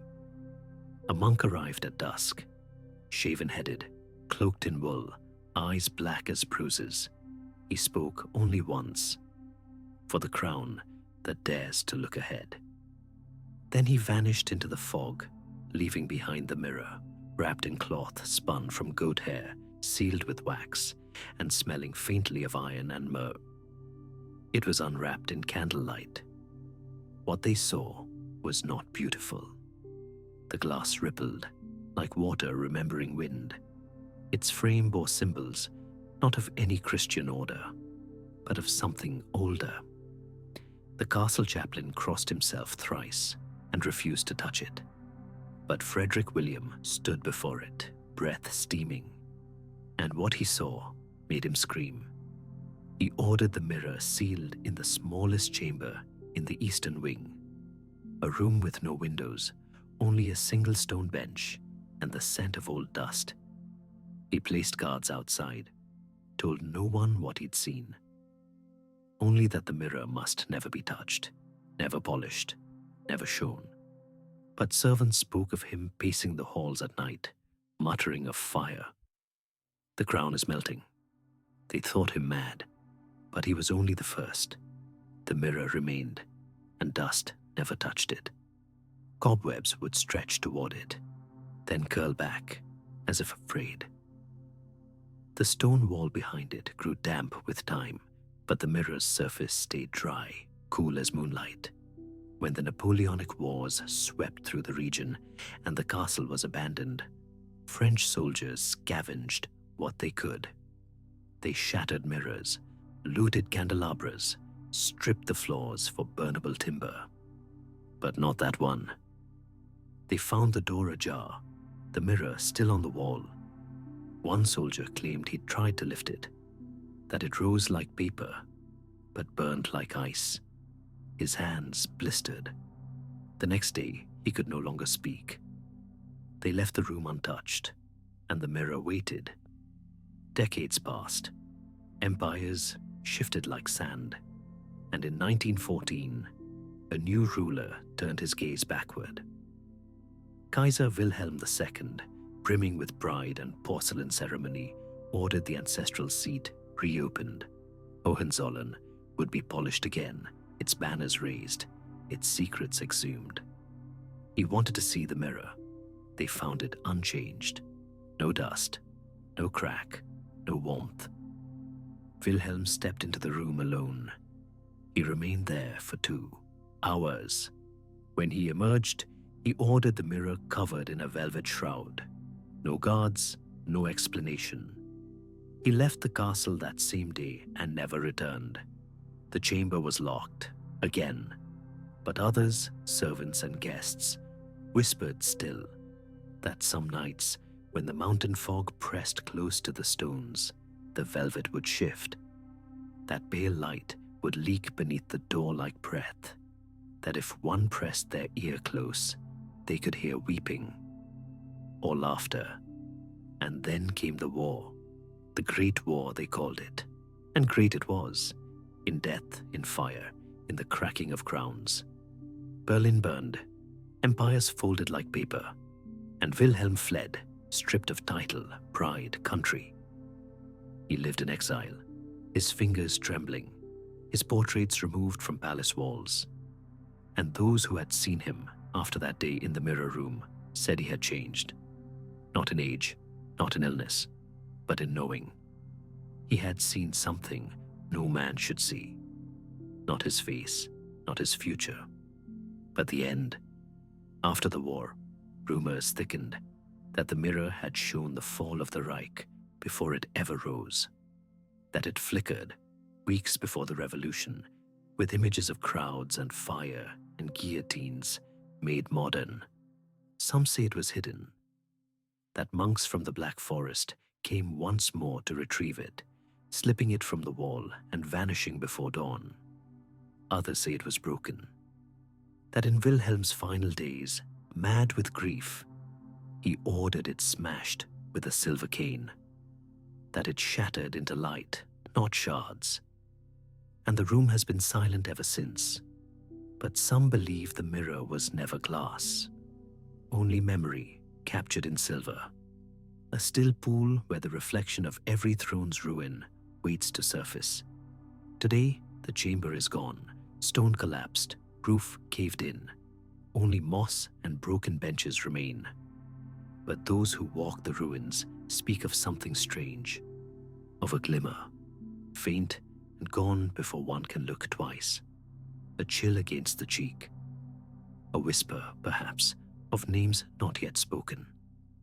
And if, in that place, you hold up a mirror of your own, just a pocket glass, nothing more, and glance into it quickly, not with intention, but with accident, you may see a crown, and behind it, smoke. For some mirrors do not lie, they only wait. 12. A face is not a face when seen too long. It becomes something else. A gate, a mask, a question whispered through time. And some faces are not meant to be captured. Not because they vanish, but because they stare back. In the long corridors of the Austro-Hungarian Empire, beneath ceilings gilded with myth and restraint, there walked an empress whose beauty became her burden. Elizabeth of Austria, Sisi to those who dared whisper it, moved through history like fog across a lake, not absent, not present, but always just beyond reach. The world adored her. The world wanted her face, her hair, her smile, but she, in turn, feared being seen too clearly, not by suitors or subjects, but by paint, by canvas, by permanence. It began in silence. In her youth, Sisi submitted to portraits, smiling, blushing, a royal bloom before expectation wilted her. But after 30, the age the court declared womanhood waned, she withdrew, refused commissions, ordered mirrors covered when guests approached. She grew thin, spectral, ritualistic. Her hair, long as legend, was combed for hours by candlelight each night, combed until the maid's hands bled, and always the fear hovered. Not of aging, not of death, but of fixation. To be painted too truthfully, she said, was to invite decay. The soul, she murmured once, half asleep, clings to the skin through motion, but a portrait pins it down like an insect. Only Franz Xaver Winterhalter, a painter of courtly grace and soft deceit, was permitted to paint her in later years. But even he was bound by rules: blur the edges, soften the gaze, leave out the eyes. The eyes must not follow me into death, she told him. And so, her image in his works was ethereal, drifting, weightless, unrooted. A ghost, painted while living. But one man defied her. His name, forgotten by archives, was a Hungarian, a painter of strange geometries and darker dreams. He came not as an artist, but as a philosopher, invited by a minor archduchess under false pretenses, a gift, a novelty. He requested only one sitting. Sissy agreed. Perhaps she was tired. Perhaps she was curious. Perhaps she believed him harmless. He painted in silence, hidden behind black velvet screens, brushes dipped not in oil, but in something thicker, darker. His canvas held no fragrance of turpentine, only the scent of pressed flowers and iron. When he unveiled it, the room felt cold. The empress gasped, not softly, but with the sound of a soul recoiling. Her body shook, her knees buckled. She reached for her chest as though her breath had been torn away. The portrait showed her as no mirror ever dared, not aged, not monstrous, but true. Her gaze sharp, unyielding, her face neither flattered nor scorned. Her hair wound like a crown of thorns, thick and shadowed. Her lips parted, as though about to speak a name she should not know. And her eyes, oh, her eyes, they watched, not forward, but through. Sisi screamed, then fainted. The painting was burned that night, or so they claimed. Servants poured lamp oil over the canvas in the inner courtyard. Flames rose, smoke curled. The artist fled, he was never seen again. But when the fire died and the ashes cooled, they found something among the cinders. The eyes, not charred, not cracked. 2 fragments of canvas, intact, each bearing one of her eyes, unblinking, glossy with unscorched paint. They moved, it was said, when touched by moonlight. The fragments were sealed in a wooden box and hidden within the Hofburg, under the chapel stair. But the nuns who guarded it complained of headaches, of weeping heard through stone. One by one they left. The box disappeared, and so did the whispers. Until Geneva, until the lake, until the dagger. In 1898, the world shuddered as news spread. Empress Elizabeth, once beauty incarnate, now widow, wanderer, myth, had been stabbed in the heart by an anarchist's sharpened file. She collapsed slowly, spoke nothing, died within the hour. A flower seller nearby claimed to have seen her final breath. Her face, she said, looked not shocked, not pained, but like a woman who had just seen herself for the last time. When asked what she meant, the girl only wept. Some time after, a collector in Vienna claimed to have acquired a painting, unsigned, untitled, hidden behind velvet. He described it as cursed, not haunted, not possessed, but unsettled. The face, half veiled in black gauze, bled faint streaks of moisture beneath moonlight. No explanation, no trick, just water, weeping. When asked who the woman was, he said only, "She looks as if she knew she was being watched from the other side of the canvas." No known portrait of Sisi exists after 1860. She demanded their destruction. Letters burned, sketches erased, histories rewritten in blur. But behind one sealed door in Vienna, no label, no tour, there hangs a painting. And sometimes, if you wait just long enough in the corridor beyond, you'll hear the echo of a comb dragging through wet hair, a whisper like silk tearing, and the faintest scratch like a brush gliding over canvas that remembers too much. Some faces are not meant to be captured, not because they are too beautiful, but because they are still watching and still waiting to be seen. 13. Not all words are meant to be spoken. Some names are not prayers, but invitations. Some syllables stir not memories, but hungers. And among them, ancient, foaming, and vast, is the name of the sea.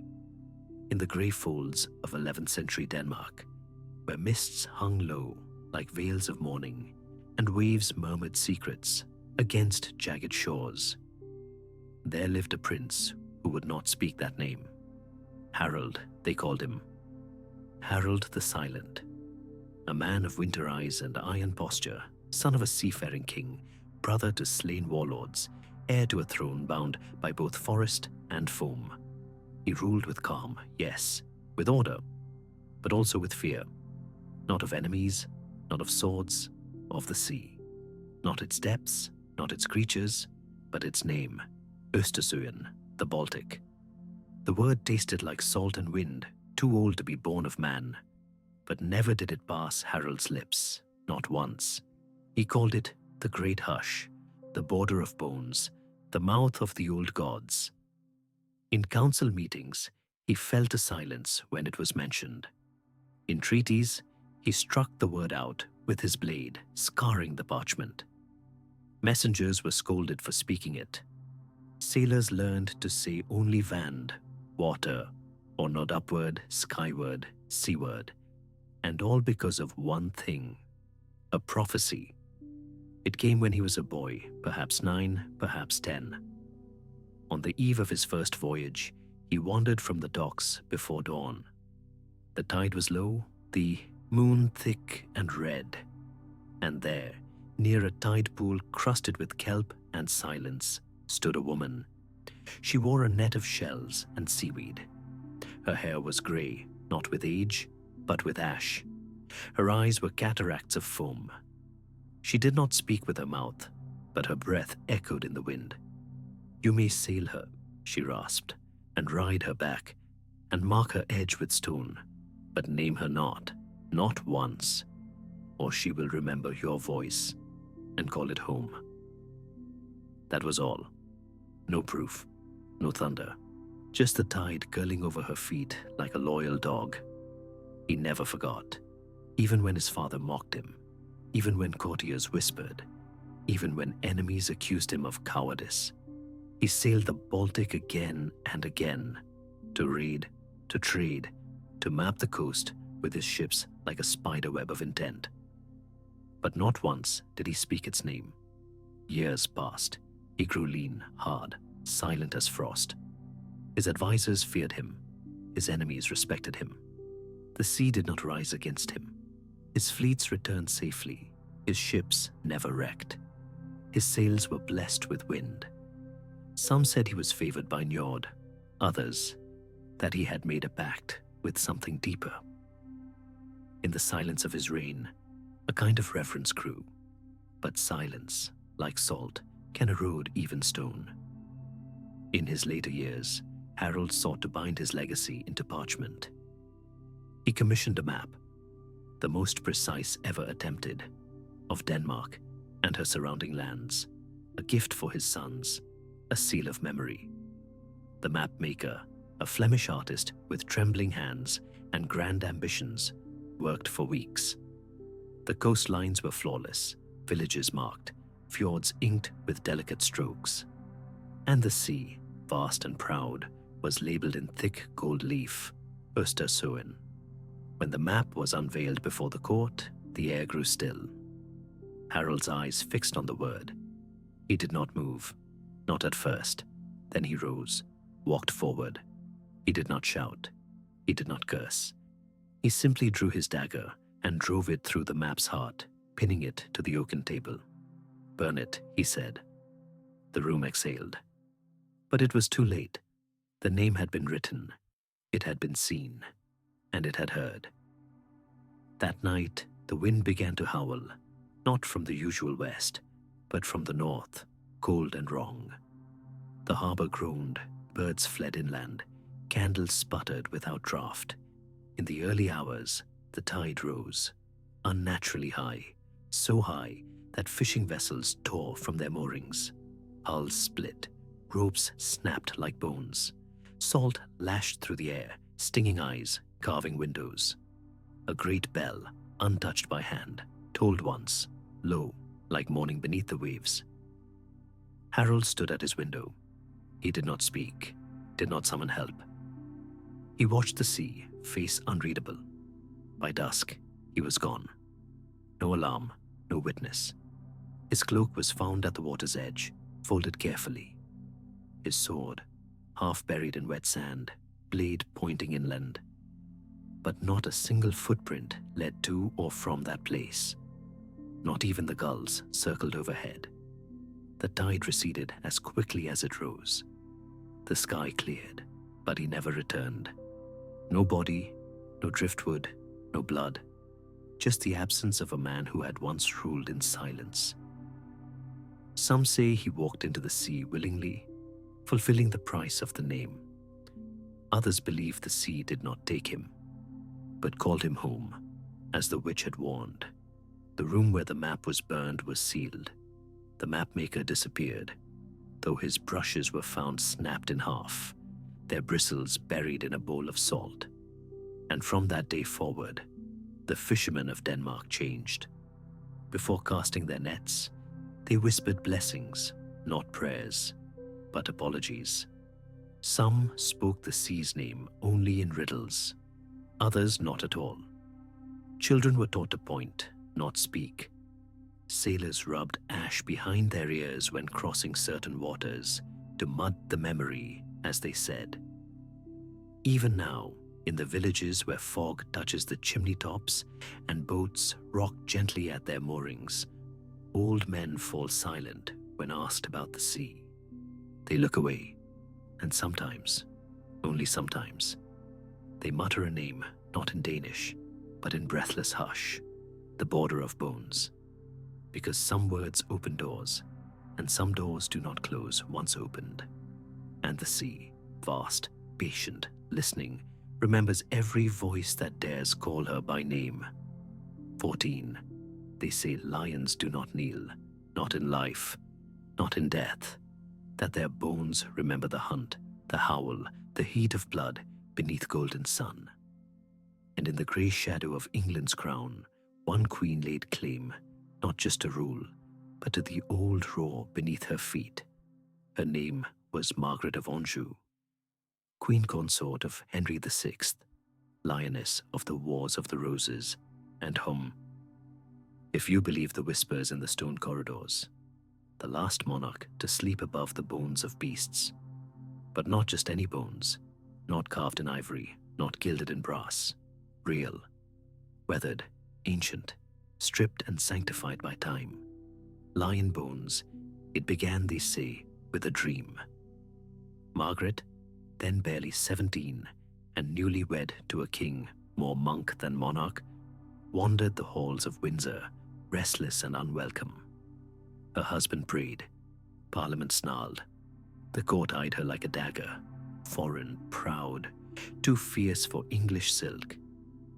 And one night, as the snow hissed against the chapel windows, she dreamed of a lion pacing beneath her bed. Its paws left no prints. Its breath smelled of iron and myrrh. It did not growl. It did not bite. It only watched and waited. When she woke, her pillow was damp with tears she could not name. From that day, her chamber changed.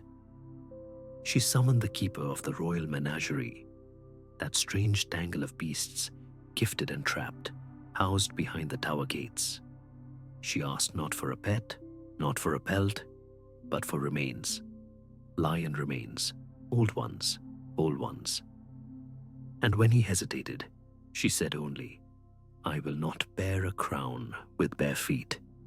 They brought her a skull first, then ribs, femurs, teeth blackened by age.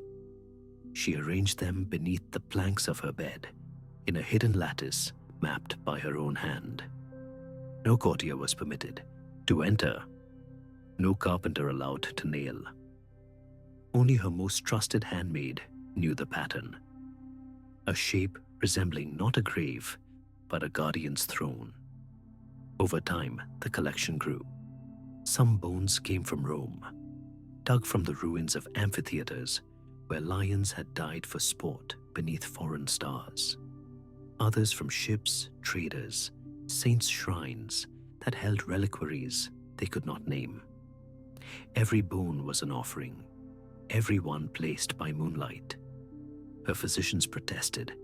They warned of rot, of pestilence, of the madness of sleeping above death.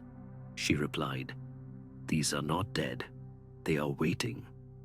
And still, she slept. Through palace feuds, through her husband's episodes of silence and shaking, through the slow unraveling of peace. She lay above the bones and dreamed of heat, of fur, of breath warm on her neck. In her dreams, she said, she was not Margaret. She was the lioness, and England, her cub. When the war came, it came with thorns. The crown cracked, men bled. Her son was born into a kingdom already breaking. Margaret did not retreat. She led, not from the saddle, but from the soul. Soldiers spoke of her voice, low, certain, a growl under silk. They followed her through forests and fire. Even the Yorkists whispered of her eyes that did not plead, but judge. And always, always, she returned to the bones. When camped, she demanded her bed be placed above them. When forced to flee, they traveled with her in carved chests, packed in straw, sealed with wax. One night, once joked of sleeping above graveyard beasts. He choked to death that night on a bone in his stew. None joked again. Then came the siege. A cannonball tore through the outer walls of the castle where she slept. Stone fell like rain. Her chamber shook, plaster split.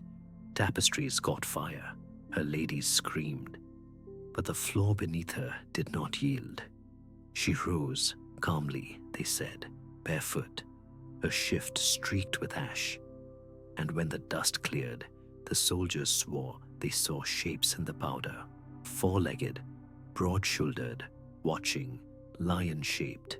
Later, she was exiled, dragged by the tides of war to the coast of France, a queen without a court.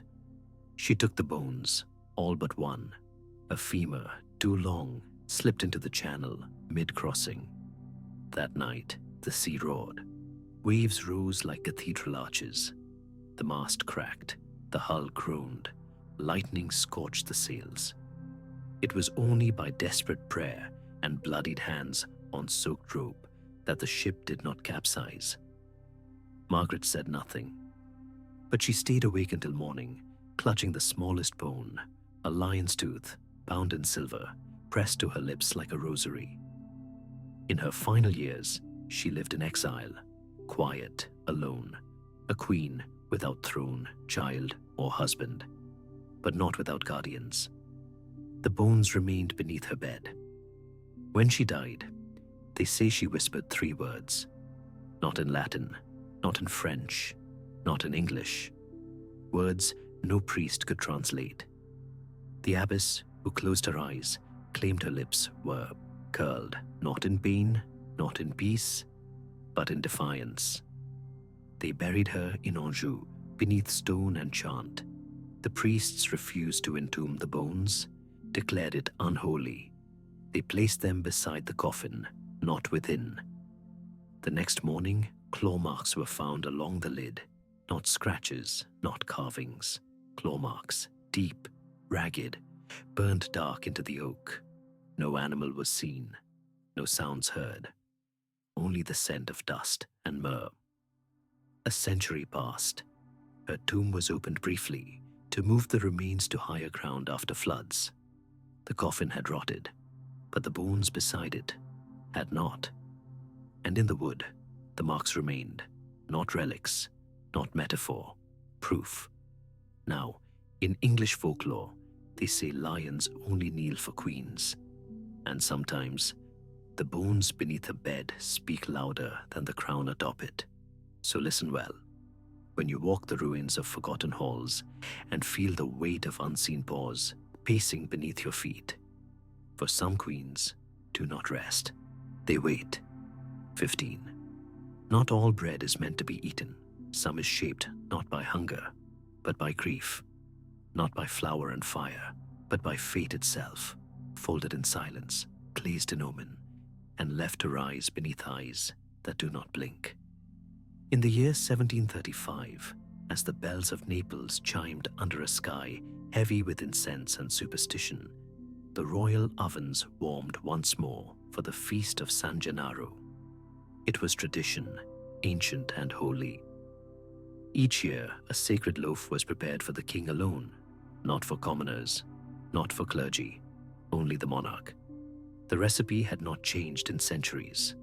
Flour from Campania, salt drawn from the Bay of Naples, rosemary grown in the monastery gardens. The yeast? A starter said to date back to the Aragonese crown, kept alive in secret by one family of bakers who had never left the shadow of the palace. Each year the dough was blessed, baked at dawn, presented on a silver platter, still warm, before the altar of the chapel within the royal estate. But in that year, the year of smoke and whispers, something shifted. The baker, old with twisted hands and a mouth that rarely opened, had passed quietly in the night just days before the feast. The task fell to his daughter, Julia, a widow now. She had lost her husband to the sea, or so they said.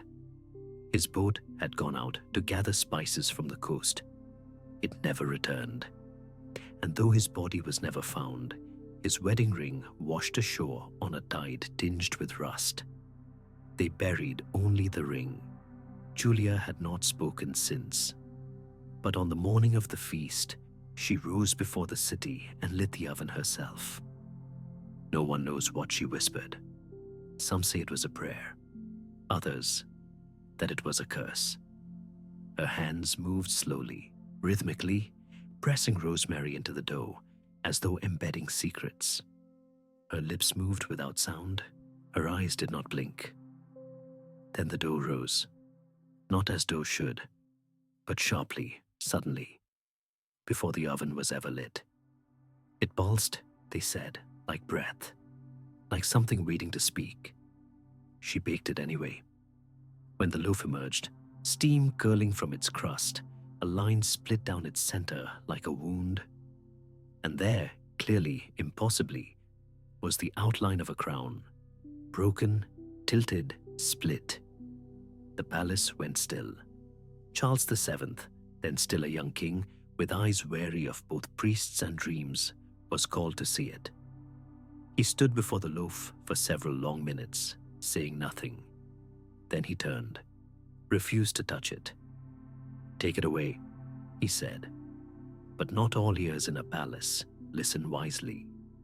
A courtier, known more for his jests than his judgment, laughed aloud. "The king fears bread," he said. He tore off a piece, chewed, swallowed, raised his goblet in mock toast. That night, he died, choking, but not on food. No crumbs were found in his throat, no wine in his lungs. His mouth was wide open, lips pale, tongue stiff as parchment. His eyes stared upward, not with terror but confusion, as if he'd forgotten something, or as if he had just remembered. The loaf was sealed in glass that same hour, placed in the deepest room of the palace kitchens, where even rats did not go. Yet its scent, rosemary, yes, but something else, lingered. Ash, maybe, or the faint sweetness of something once living. For weeks it followed the courtiers. It clung to their sleeves, crept into their sleep. Some claimed to hear the sound of bread tearing when none was baked. Others dreamed of crowns breaking in their hands. Charles left Naples not long after, ascending to the Spanish throne with a quiet haste no one dared question. He ruled there for years, built palaces of silence and gold, spoke often of God, never of Naples, and not once did he mention the bread. The glass case remains, covered now, hidden behind brick and false walls, but still there, still whole. And the recipe, it survives, passed not in books, but in breath. Whispers between daughters and granddaughters of the baker's line. A tradition kept not for celebration, but for fear. Because the final line never changes, never written, only spoken. Break the crown, and the mouth that eats will never speak again. And so no one bakes it. The oven still stands, blackened but cold. A rusted bell still hangs above the doorway, once rung when the king's loaf was done. It has not rung in centuries. Yet some nights, on the eve of the feast, when the streets are empty and the wind carries the smell of seawater and ruin, it tolls once, low, clear, as though someone somewhere has remembered. And somewhere beneath the palace stones, a loaf waits, silent, whole, listening, 16. There are some sounds the world is never meant to hear.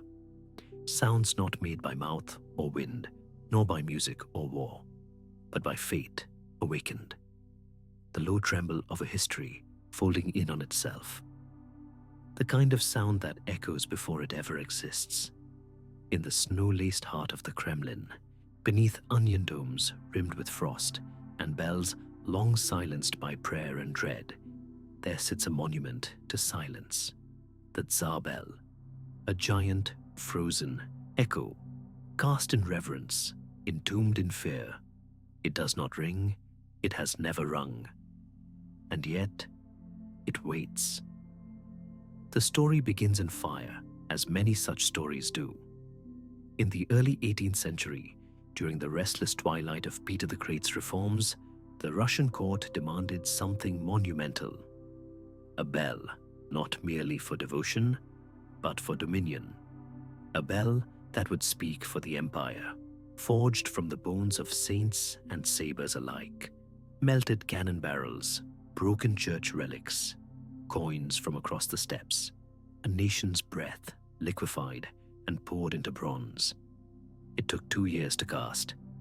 Its size was unholy, more than 200 tons. A voice that could have shaken the sky. They blessed it with chants older than the Kremlin stones. They carved prayers along its flanks, faces of angels, verses of psalms, the names of tsars, etched like threads into fate. But before it could be raised, fire came. A blaze erupted in the Kremlin courtyard, no cause known. The wooden supports around the bell caught. The scaffolding groaned, the bronze, still cooling, cracked. A massive chunk tore free. And with it, the voice of the bell vanished. It was never hung, never rung, but something lingered. They tried to repair it. They could not. They tried to move it. It refused. The Tsar bell sat, wounded, like a forgotten titan buried in snow, not silent by choice, but by curse. Strange things began. Workers who touched it complained of blindness, not all at once, not total, but sudden fog across the eyes, as if shadow had slid between them and the world. One monk, devout and foolish, dared to stand within its hollow base during prayer. He chanted, then coughed, then screamed. His voice never returned. Tsarina Elizabeth, ruling in golden furs and frost-laced mirrors, heard the stories. And then came the dreams. She spoke of tolls that did not fade. A single chime, long and low, that unraveled through her dreams like a thread soaked in blood. She would wake with her ears bleeding, her sheets damp with sweat. Once, she found herself kneeling beside the bell at dawn, barefoot, unaware of how she'd walked there. She ordered it buried, partially, gently, beneath the Ivan, the great bell tower. Not out of punishment, but fear, reverence. Let it rest, she said. Let it sleep beneath stone. So they bricked around it, built over it. But not all weight is forgotten, and not all silence is peace. Pilgrims still came, even with the Tsarina's warnings. Women with cracked hands and wool-wrapped prayers. Soldiers on their way to war. Men who had lost brothers. Mothers who had lost names. They did not speak near the bell. They placed their palms upon its flank like one might press to a tomb. They wept beside it, left ribbons, rubbed icons into its side. It was said the bell listened, but it did not forgive. Years passed. Tsars came and went. Empires rose like steam and cooled to dust. But still the bell waited beneath the stones, a bronze lung that never breathed. Then came the tremor. Not an earthquake, not a strike, just a shiver through the bones of the Kremlin. Felt, not heard. Dust fell from rafters, pigeons scattered in silence. A chill ran through every chapel, every archive, every marble corridor. It lasted only a heartbeat, but those who felt it knew. They say the sound came not from the air, but from beneath. Not a ring, not a toll, a hum, a pressure, a breath held for too long. And the Romanovs fell the following year. One by one, the dynasty collapsed into exile and bullets, into cellars and silence. And the bell, still there, shattered, silent, but not empty. On winter nights, when the snow gathers like whispers and the air stills between the cathedral spires, the Tsar bell seems to remember. The bronze darkens, frost clings where fire once licked, and those who walk near it, tourists, caretakers, wanderers with frostbitten cameras, pause. Because the air hums, not loud, not violent, but like something waiting, something weighing the moment before the fall. Not a curse, not a warning, A promise. And still it does not ring. But some say it will. Not with rope, nor hammer, nor man. But when the earth finally breaks beneath it, and when it does, the last empire will hear it, and listen, and bow. 17. Some men build kingdoms, others cathedrals. But there are those rare few who build against something greater, who raise their walls not to guard against armies, but against the ticking hush of time. In the shadowed corridors of El Escorial, that granite colossus carved into the hills of Castile like a fortress for ghosts, one such man lived and reigned, Philip II of Spain, El Prudente, the king of silence, a monarch who ruled with maps inked in blood and prayers, whose empire stretched from the rising sun in Manila to the falling dusk of the Andes. But there was one realm he could not conquer. And so he tried to erase it. Time. It was not spoken of in court, not directly. It was not decreed or debated, but it was feared. By Philip above all. For he believed something most men only sense in dreams, that death did not come by chance, nor illness, nor blade. It came on a day, a single date woven into the soul at birth, known only to time itself. And if a man could no longer find that day, perhaps death could not either. So he began to burn calendars, quietly at first. Monks in the Escorial monastery would wake to find almanacs gone. Scribes would be summoned and instructed to omit the date from royal letters. Bells chimed less often. Hourglasses were turned and left unmonitored. Philip walked the palace halls at twilight, neither day nor night, as if existing only in the in-between. On the Feast of All Souls each year, when the court would gather to honor the dead, the king held his own rite. Candles were lit, not in remembrance, but in concealment. Clocks were veiled.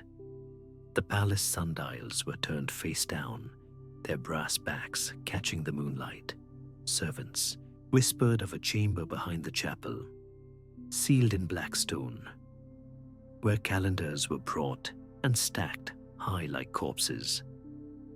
Every year during the midnight mass, they burned. No ash was ever swept from the floor. And when the Gregorian reform came in 1582, when 10 days were stolen from October, when time itself shifted like a fault line beneath the feet of Christendom, Philip responded not with logic nor protest, but dread. He summoned his astrologers, demanded the old dates returned. He ordered every document marking the change destroyed. In the dead of night, he stood before the hearth in the royal library and burned page after page, each one a little coffin of ink and memory. The smoke rose with a scent not of paper, but of rosemary and myrrh, funereal, defiant. And in his court, the word tomorrow was banned. No minister, no lady-in-waiting, no child born within palace walls dared say it. They found ways to speak around it. The coming light, the next hush, what waits. Those who forgot, who let the syllables slip, were banished. Some simply vanished. The king's eyes watched everything, but not the sun. He avoided windows, refused sundials, wore no rings that bore the days. He prayed, yes, fervently, but not for eternity, only delay. And strangely, it worked. For a time. Visitors remarked on his unchanging face, a stillness in his bones, as though he had stepped sideways into time and found a quiet corridor. His beard silvered, but slowly. His posture never stooped. His voice, though rarely heard, held the same echo it had years before. But the toll came as tolls always do. His son, Don Carlos, volatile, brilliant, beloved, died in confinement. Some say it was fever, others a fall. The truth was buried as quickly as the body. And then his wife, Elizabeth of Valois, soft of voice, bright of spirit, fell ill after leaning against the sundial in the southern garden.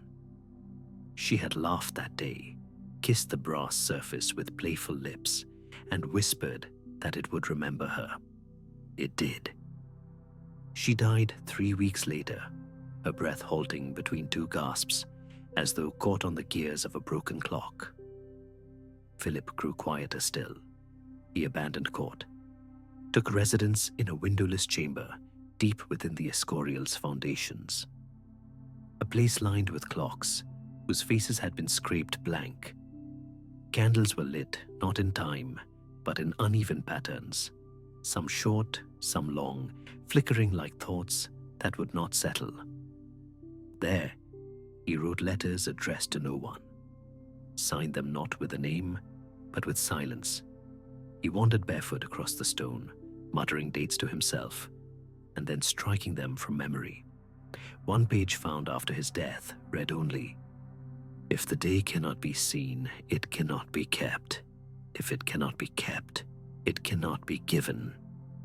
When he died, and yes, he did die, though no bell rang for it, no record was made, no date was recorded, no candle was extinguished, no courtier wept in public.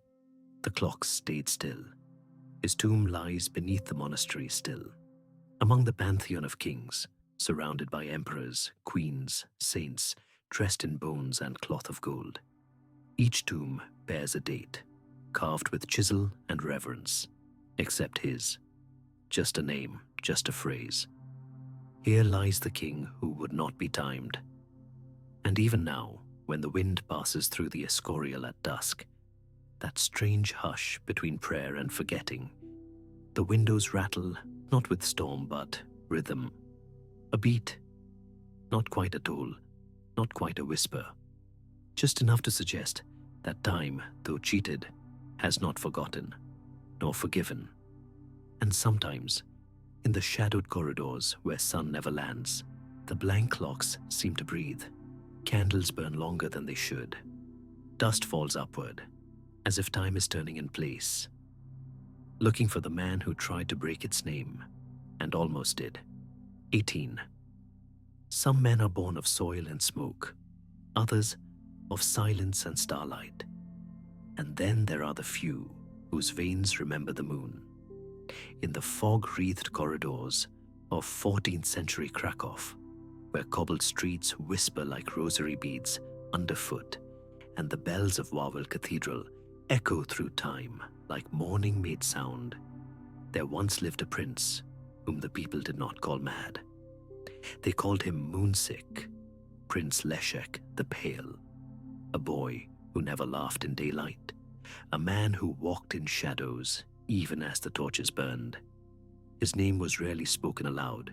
His rule, brief, soft-handed, and strange, was marked not by war or glory, but by something colder, something quieter, a fear that crept into the bones of even the bravest lords.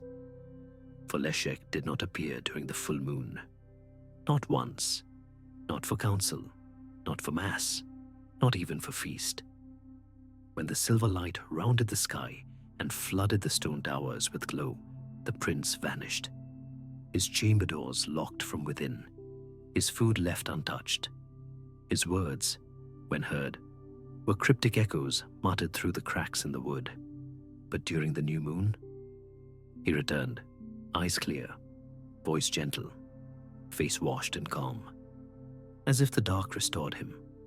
The monks whispered that his soul thinned when the moon grew full, stretched too close to the veil, where things older than scripture waited. And it was not always madness. Sometimes it was brilliance. In his lucid nights, Leszek would draw symbols, perfect geometric spirals in chalk and blood, traced onto floors and windows, always in threes. He spoke of tides unseen by sailors, of winds that moved without air. He once recited an entire Latin hymn that no cleric recognized, not from Rome, not from Byzantium, not even from the books hidden in the crypt. When they asked him who had taught it to him, he said only, I remembered it before I was born. The castle physician, a man of logic and trembling hands, declared it a sickness of the moon, a lunar ailment. He brought candles blessed by Rome, mixed tinctures of valerian and poppy. None worked. The prince remained himself until the sky waxed silver. And then something else wore his skin. The servants feared those nights most. They swore his eyes changed, not in color, but in depth, as if the pupils became wells, black and endless. One chambermaid collapsed after glimpsing his silhouette in the moonlight, claiming she saw not a man, but a figure of light, outlined and hollow, like a mirror turned to bone. And then came the eclipse, a rare, aching black that swallowed the moon in crimson. On that night, Leszek did not hide. He stood on the castle parapets as if waiting to be claimed. The bells rang without hands. The guards, stricken with fear, saw him raise his arms and speak a language no one could name. Not Latin, not Polish, not even Hebrew, though the old rabbis later trembled when they heard of it. It was a tongue with no vowels, all breath and heat and rhythm, like the beginning of the world. When it ended, he collapsed and slept for 3 days. His mother, Queen Aldona, believed it had begun with his birth. She had borne him on a blood moon, her screams silenced by snow and comet light. That night, a streak of fire tore the sky in two, and the midwife's hands bled for reasons no one saw. Aldona, terrified, bathed the infant in milk under the open stars, reciting every blessing she knew. But something watched from the trees, a shape, a shimmer, gone before anyone could turn. The child cried, not with hunger, but with silence, mouth open, breath drawn, but no sound. Not until the moon waned, and then he wailed like a storm breaking inside the walls. The queen never spoke of it again, but she had the cathedral bell consecrated twice and buried the silver mirror used at his birth. Years passed. Leszek grew, never married, never left the castle grounds. He wrote poems no one understood and kept birds that sang only during eclipses. And then one night, with no herald, no trumpet, no hand of fate or blade of man, he died. Not in agony, not in peace, but as if departing. They found him in his chamber, laid atop a circle of salt, a candle at each corner. No wound, no mark, just his body, still warm, as if sleep had come too gently. And above Wawel Cathedral, a ring, a perfect lunar halo, not cloud, not mist, but a band of pale silver light, circling the moon like a crown made of memory. The astronomers could not explain it. No weather, no cause. It remained for hours, then faded with the morning. They tried to record the time of death, but the clocks had stopped. Not one, but all. Even the sand in the hourglass of the chapel had paused, mid-drop, grains hanging in midair like stars refusing to fall. They sealed the chamber, not out of fear, but reverence. No one enters, and yet, on certain nights, when the moon is full and the mist clings to the stones like breath holding its place, the bells of Wawel ring, just once. No rope, no hand, no wind, only a sound like sorrow returning home.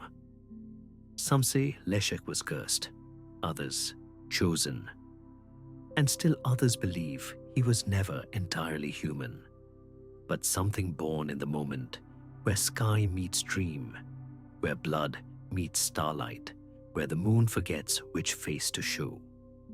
And even now, when Krakow sleeps and the silver seeps through shutters, some mothers still draw circles of salt at their windows, just in case, because the moon remembers, and sometimes it calls its sons home. 19. Some women pray in silence, others in fire. But Beatrice d'Este, Duchess of Ferrara, prayed in storms. She did not kneel in chapels. She did not light candles or confess through latticed screens. Her liturgy was wind, her sacrament, rain. And when the sky cracked open, when thunder rolled like ancient drums across the tiled roofs of her city, they said it was not a season, but her soul. Ferrara, in those days, was a garden of stone and secrets. Its walls held both art and ash, perfumed courtyards shaded by bloodied laurels, and corridors where saints and sinners wore the same rings. And in the heart of this labyrinth stood Beatrice, beauty carved in quiet.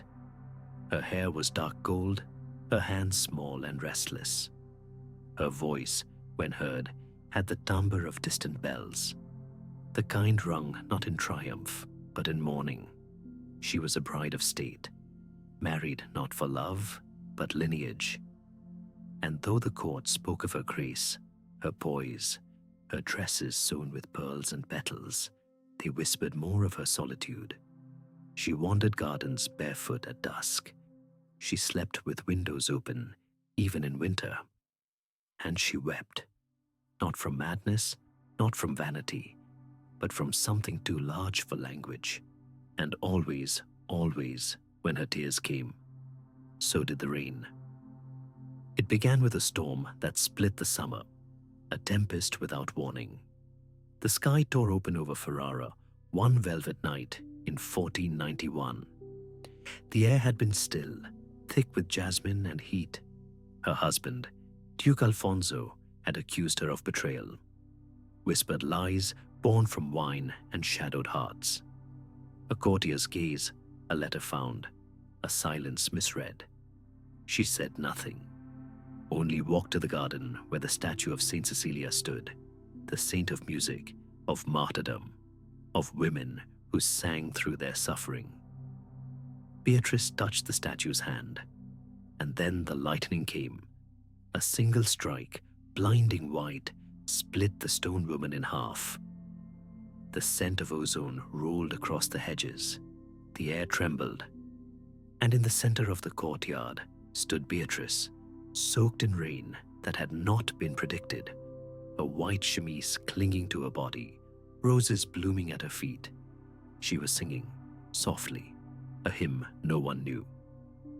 The next day, the court was silent. The Duke said nothing more of betrayal. But Beatrice changed. She began a ritual.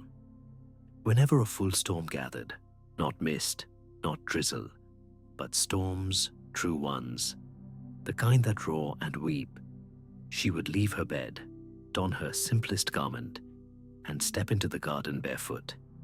She would stand among the roses and bathe. The water ran down her cheeks like benediction.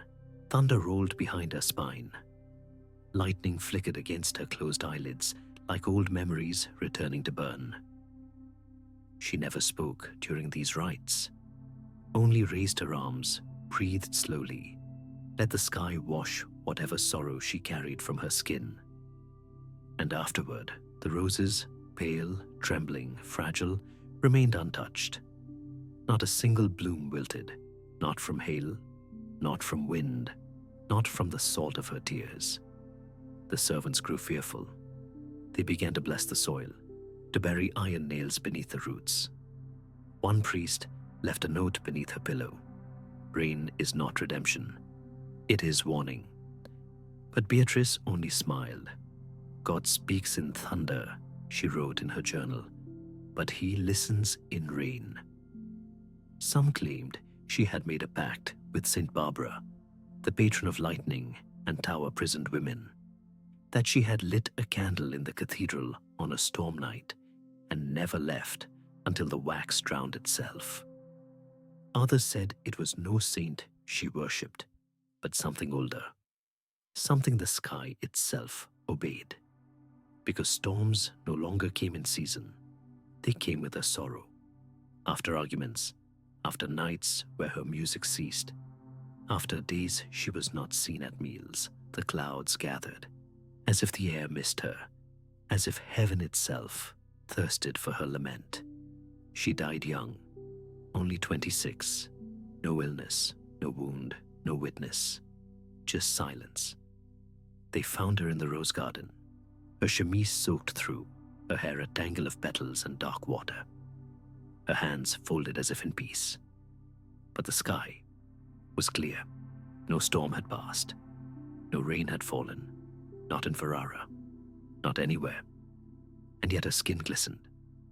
The grass beneath her feet was wet. Her lips tasted of lightning. No one could explain it.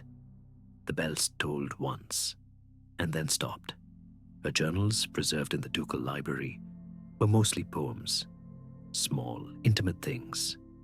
Words like wait and air and crack. Some are barely legible, water-blurred, as if wept upon. But in the final entry, written in ink that smells faintly of crushed roses, she wrote, "Tonight the storm will not come from above. It will rise from within, and it will carry me back." She was buried beneath the chapel beside the garden, a stone with no epitaph, only a carved rose, split in half by a lightning bolt. And still, she lingers. On storm nights, when Ferrara is cloaked in rain and the wind howls like choirs lost to time, travelers near the old duchy gardens stop walking. They pause, because the air smells, unmistakably, impossibly, of roses, not windblown, not trampled, fresh, as if rain had just passed over a bloom that should have wilted centuries ago. Some say it's her, that she rises with the storm, that she walks barefoot still, arms outstretched to the sky, mourning nothing, needing nothing, part of the tempest she once feared. Others say the storm never left her, that it was not a thing she summoned, but a thing that was always waiting to reclaim her. Because not all prayers are spoken with lips. Some are sung in thunder, some are whispered in rain, and some are answered 20 in the cradle of stone and silence, where mist lingers on stairwells and ivy curls like sleeping serpents across high towers. There was once a room that no one sings about. No stained glass tells its story. No tapestry bears its mark. Only air remembers. Château de Chambord, with its swirling turrets and haunted symmetry, rests like a crowned ghost in the Loire Valley. Built to mirror dreams, it was never meant to be home. It was a monument to ideas, to geometry, to order, to control. But in its quietest wing, nestled beyond a corridor that absorbed footsteps and echoed none, lived a child who would never be controlled. His name was Louis, a prince, a Bourbon, an heir, small, pale, born beneath an August sky in the year 1544, when plague prowled the countryside and comets scribbled warnings across the heavens. He did not cry at birth, only blinked, then hummed. It was not a lullaby, not a nursery tune. The midwife, old and hardened by years of royal stillbirths, dropped her basin when she heard it. Later, she whispered to the nursemaid, "He sang like a monk at Vespers." But the words were wrong. No one believed her, until he began to speak. At first, it was thought charming, a precocious child babbling strange syllables. The court adored his seriousness, his quiet eyes. But when he was barely 2, he looked upon a visiting Greek tutor, brought for the king's older nephews, and said, "En to photisu opsometha phos." Imperfect, fluid koine. "In your light, we see light." The tutor fainted. From that moment, curiosity turned to awe, and awe soon to fear. Louis began whispering in the dark, not childish songs, but phrases, fragments of ancient prayers, guttural invocations, names lost to time. He scrawled lines on parchment with shaking fingers, sometimes backward, sometimes in spirals, always alone. A bishop from Krakow, aged and half-blind, was summoned. He wept, when the boy greeted him in Old Slavonic, not church recited, but dialectal, as though born to the hills of his childhood. He speaks of things he could not know. The bishop murmured, he speaks of doors beneath cities, of crowns broken and buried. Louis's nursemaid, Madeleine, feared him, yet loved him fiercely. She said he never slept the same way twice. One night curled in silence, the next with eyes wide, whispering to shadows that pressed against the canopy of his bed. She told no one of the time she entered to find every candle extinguished, though none had blown out, or of the way his voice, soft, unbroken, sometimes echoed not in the room, but behind her. She began placing salt beneath his cradle. Then the dreams began. The boy would rise in the night and walk barefoot through the corridor, hands outstretched. He would not respond to his name, only mutter phrases. Effusion, effusion, the buried choir, the golden gate we closed. The king was told, scholars were summoned, linguists, monks, men of letters. They fed the boy ancient texts, scrolls from Alexandria and Constantinople. One monk trembled as Louis traced a Byzantine seal with his fingers and whispered. They sang in fire. They built with ash. When asked how he knew these things, Louis only said, I remember the silence after the bell stopped. The silence after the bell stopped. And then came the eclipse. It was a deep summer night in the year 1550. The moon turned red as blood over France, casting the chateau in a color not meant for stone. The servants huddled near hearths, crossing themselves, praying aloud. But in the prince's room, there was screaming. Louis thrashed in his bed, clawing at the air. He spoke no language that could be written, only one word over and over, effusion, effusion, effusion.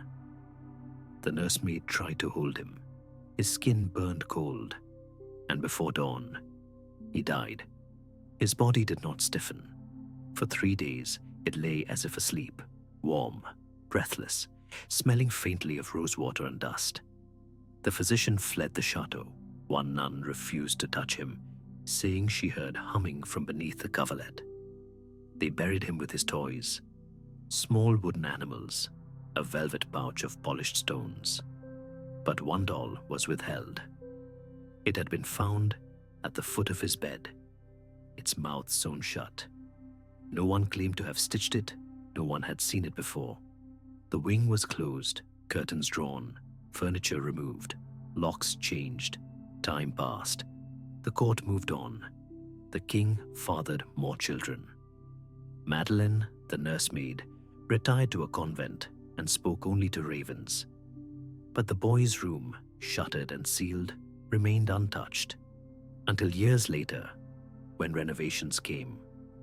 A carpenter removing floorboards beneath the old nursery found markings carved deep into the wood, glyphs, not letters, not symbols of any known script, scratched with precision, burnished black at the edges, like something hot had passed through them.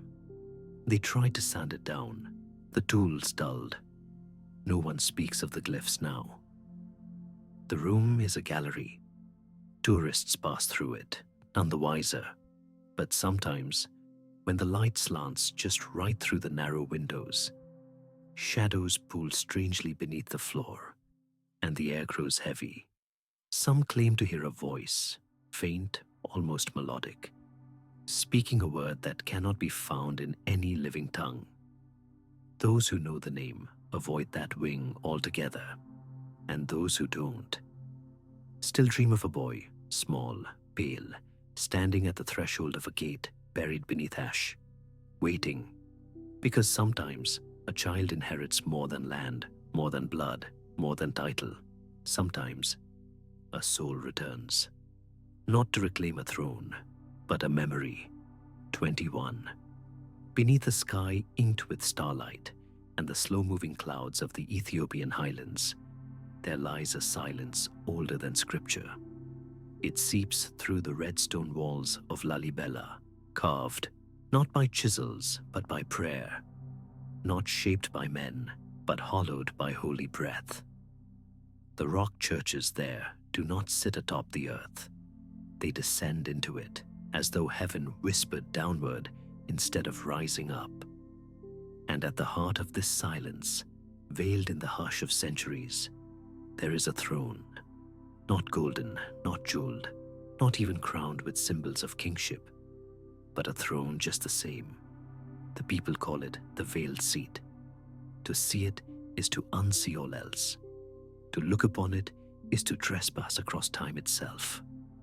They say it was carved from a fallen star, not merely stone, but sky-wrought metal. Warm when first unearthed, cool as night by dawn, gifted, or perhaps warned into possession by beings neither angel nor man. The Zagwe dynasty, ancient and dust-fringed, claimed the throne was not meant for rule, but for remembrance, a seat where the voice of God once rested, whispering edicts not in words, but in weather. So no king sat openly upon it. They approached it with eyes cast low, feet bare, hearts racing. Even coronations, rare, sacred things, were held in shadow. The monarchs were crowned not before their people, but behind a veil of thick, perfumed cloth, embroidered with prayers older than Ge'ez. Witnesses heard only the shuffle of sandals, the hushed chanting of fasting priests. And when the veil lifted, the new king stood radiant, but never spoke of what he had seen. To even name the throne aloud was considered reckless. And yet, once, it was done. His name was Amdeseon, a cousin to the king, filled with noble blood and ambition turned sour. He believed that tradition was weakness, that reverence was a leash. He called the throne a relic, a stone no different from the rocks that lined the mule paths winding through the valleys. He laughed at the priests. He mocked the fasting, the ritual, the silence. And one dusk, when the scent of rain sat thick upon the wind and thunder rumbled like old bones turning, he entered the chapel alone. He pulled the veil, and he looked. The monks say the sky itself recoiled. That night, the clouds dissolved. The rains, long expected, did not fall. Across the highlands, cattle birthed still calves. The grass yellowed at its roots. A stone cracked in the oldest church, splitting down the image of Saint Declahemanot. And the king himself, though untouched, fell ill, fevered, seeing shapes in the firelight. Amdeseon was found 3 days later, lying beside the mountain path, robes soiled, face twisted upward, as though pleading with the sky. But there were no wounds, no bruises, only one strange detail. His lungs were filled with dust, the kind that gathers in tombs. From that year on, no one questioned the veiled seat again. It was sealed, not with lock and key, but with prayer and dread. The chapel itself was walled partially with stones said to have come from Jerusalem, carried by barefoot pilgrims across the Red Sea centuries before. Inside, incense never ceases. The monks burn it day and night, filling the chamber with a haze that curls like forgotten names. But once a year, it returns. During the Feast of Maskal, when the air carries the scent of juniper and frankincense, and the great bonfires burn to remember the true cross, the chapel opens. Only the high priest may enter. He fasts for 40 days beforehand, eats no meat, speaks only in verses. He must walk barefoot from Gonda to Lalibela, never touching a cart or horse. When he arrives, he does not sleep. He washes in spring water before dawn. At midnight, surrounded by chanting monks and shrouded torchlight, he kneels before the veil. And then, 3 heartbeats. The veil is drawn aside. No one speaks. No one breathes. The priest looks. Only him. Then it is covered once more, and he does not speak of it. But the year does not end before he dies.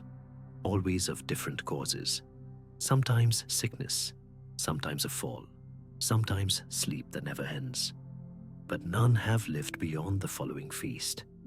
The people accept this, not as tragedy, but as covenant. The veiled seat is not evil. It is not cursed. It is simply not meant for this world. Pilgrims still come. They press their hands to the outer chapel wall, whispering prayers for rain, for justice, for healing. Some claim to feel warmth pulse from the stone. Others hear, not voices, but a pressure in their bones, as if being remembered by something ancient and vast. Tourists are told stories of the rock churches, of kings and saints, of lions and battles. But the throne is not in the brochures. It does not appear in any photograph. There are no drawings of it, only dreams. One old priest, just before his death, spoke a final word. Not a throne, he said, lips cracked, eyes fixed on the fire. A listener. He would say no more. And so the throne remains, unseen, unnamed. A reminder that not all power is meant to be wielded. That some things, like storms, like silence, like starlight buried in stone, are to be approached with bowed head and closed eyes. Because reverence is not weakness. Sometimes it is survival. 22. Beneath the Mediterranean sky, where Corsican winds whisper through citadel ruins and olive trees sleep under salt-heavy air, there is an island that remembers. Not in books or song, but in breath, shallow, fevered, restless. For Corsica does not forget its sun, and some say, neither does he. Napoleon Bonaparte, emperor, exile, titan of war and will, left behind more than cannon smoke and crumbling thrones. He left something smaller, something living, hair, coiled black gold threads cut from his scalp by the careful hands of servants on the Isle of St. Helena. Not all at once, not in mourning, but throughout his long confinement, a strand here, a curl there. Tokens, they were called, keepsakes, tiny relics of a lion in a cage. When death finally came, silent and slow in 1821, with the ocean murmuring beyond his window, the scissors came again. Loyalists clipped what remained. Some wept. Others kissed the strands. They were wrapped in silk, sealed in wax, slipped into pockets and pouches, sent across the sea like messages to the faithful. Europe received them not with grief, but awe. In salons and palaces, in drawing rooms and battle museums, the hair of Napoleon became relic and myth, tucked in lockets, framed behind glass, stitched into coat linings and family crests. But then, the dreams began. The first to fall was Baron Friedrich von Ruprecht, a Prussian noble whose grandfather had faced Napoleon at Jena. Out of fascination or guilt, he acquired a lock from a collector in Munich. He wore it in a silver oval locket beneath his shirt, close to the heart. Weeks passed before his servants noticed the change. He stopped speaking German, muttered French orders in his sleep, began sketching military diagrams by candlelight, lines of bayonets and river crossings drawn in ash across his study walls. One night, he was found in the chapel, carving the number 1812 over and over into the pews with a rusted nail. He died clutching a toy drum. His widow sealed the locket in a lead box and threw it into Lake Tegernsee. The water boiled for seconds, then calmed. A year later in Paris, a baroness, young, radiant, expecting her first child, purchased a ribbon bearing 2 strands of the emperor's hair. A gift, she thought, a charm for the cradle. She wove it into a quilt. The child was never born. What emerged was not stillborn, but still something else. The midwife fled and never returned. The Baroness was found days later on her knees before the hearth, burning the quilt piece by piece, whispering apologies in Corsican dialect she had never known. Across the Channel, in London, a collector named Miles Thornby housed one of the largest Napoleonic archives in Britain. Among his prized possessions was a framed curl of the Emperor's hair, mounted on black velvet, encased in a gilded oval, and hung above his mantel. Guests noted the room was always colder than the rest of the house. The fire never seemed to warm it. Dogs refused to enter. Thornby himself changed. Once verbose, he became tight-lipped, pacing for hours with a cane he didn't need. His journal, found after his death, contained a single repeated line: "Return, return, return, return, return," each penned in different ink, some in his handwriting, others not. Back in Corsica, among the mountain villages and wind-worn shrines, the whispers coiled deeper. They called it La Malédiction des Mèches, the curse of the strands. To them, it was not mere superstition. They believed Napoleon's hair still held ambition, not memory, not magic, will, a hunger buried in the spiral of each follicle, a yearning not to be admired, but to continue. Elders spoke of shadows that lingered longer where the strands were kept, of children who, upon touching the locks, stared into space and asked when the drums would beat again. One village priest asked to bless a reliquary containing 3 strands, refused, said the air around it breathed back. In Ajaccio, Napoleon's birthplace, a small museum held a single preserved strand in a glass orb. It was never displayed in sunlight. One curator claimed it grew darker each year, as if time reversed for it. Another, after a stormy night shift, was found asleep before it, lips parted, murmuring orders in archaic military cadence, his hand forming an invisible salute. The orb was quietly removed from public view. No announcement, just silence. Families that once boasted of owning Napoleon's hair now keep it hidden. Those who inherit the relics are given strict instructions. Do not display them. Do not touch them. Do not dream near them. And above all, never burn them. One man tried. An Italian antiquarian, long skeptical, came into possession of 6 clipped strands stored in an ivory comb. He brought them to a pyre on the feast of St. Joseph and cast them in. The fire hissed, then died. The night turned windless. Birds fell silent. And for 12 hours, the antiquarian could not speak. Not a word. Only one sound escaped his throat, a slow, rhythmic cadence, like marching boots in a distant hall. He sold his entire collection the next week, moved to Palermo, never collected again. What is it about the hair of a man long dead? Science tells us it holds DNA, the blueprint of a soul's vessel. But Corsica speaks of something deeper. They say ambition is a spirit, and spirits can root in anything that remembers. And hair always remembers. Not the past, but the forward push, the longing, the unfinished war, the return.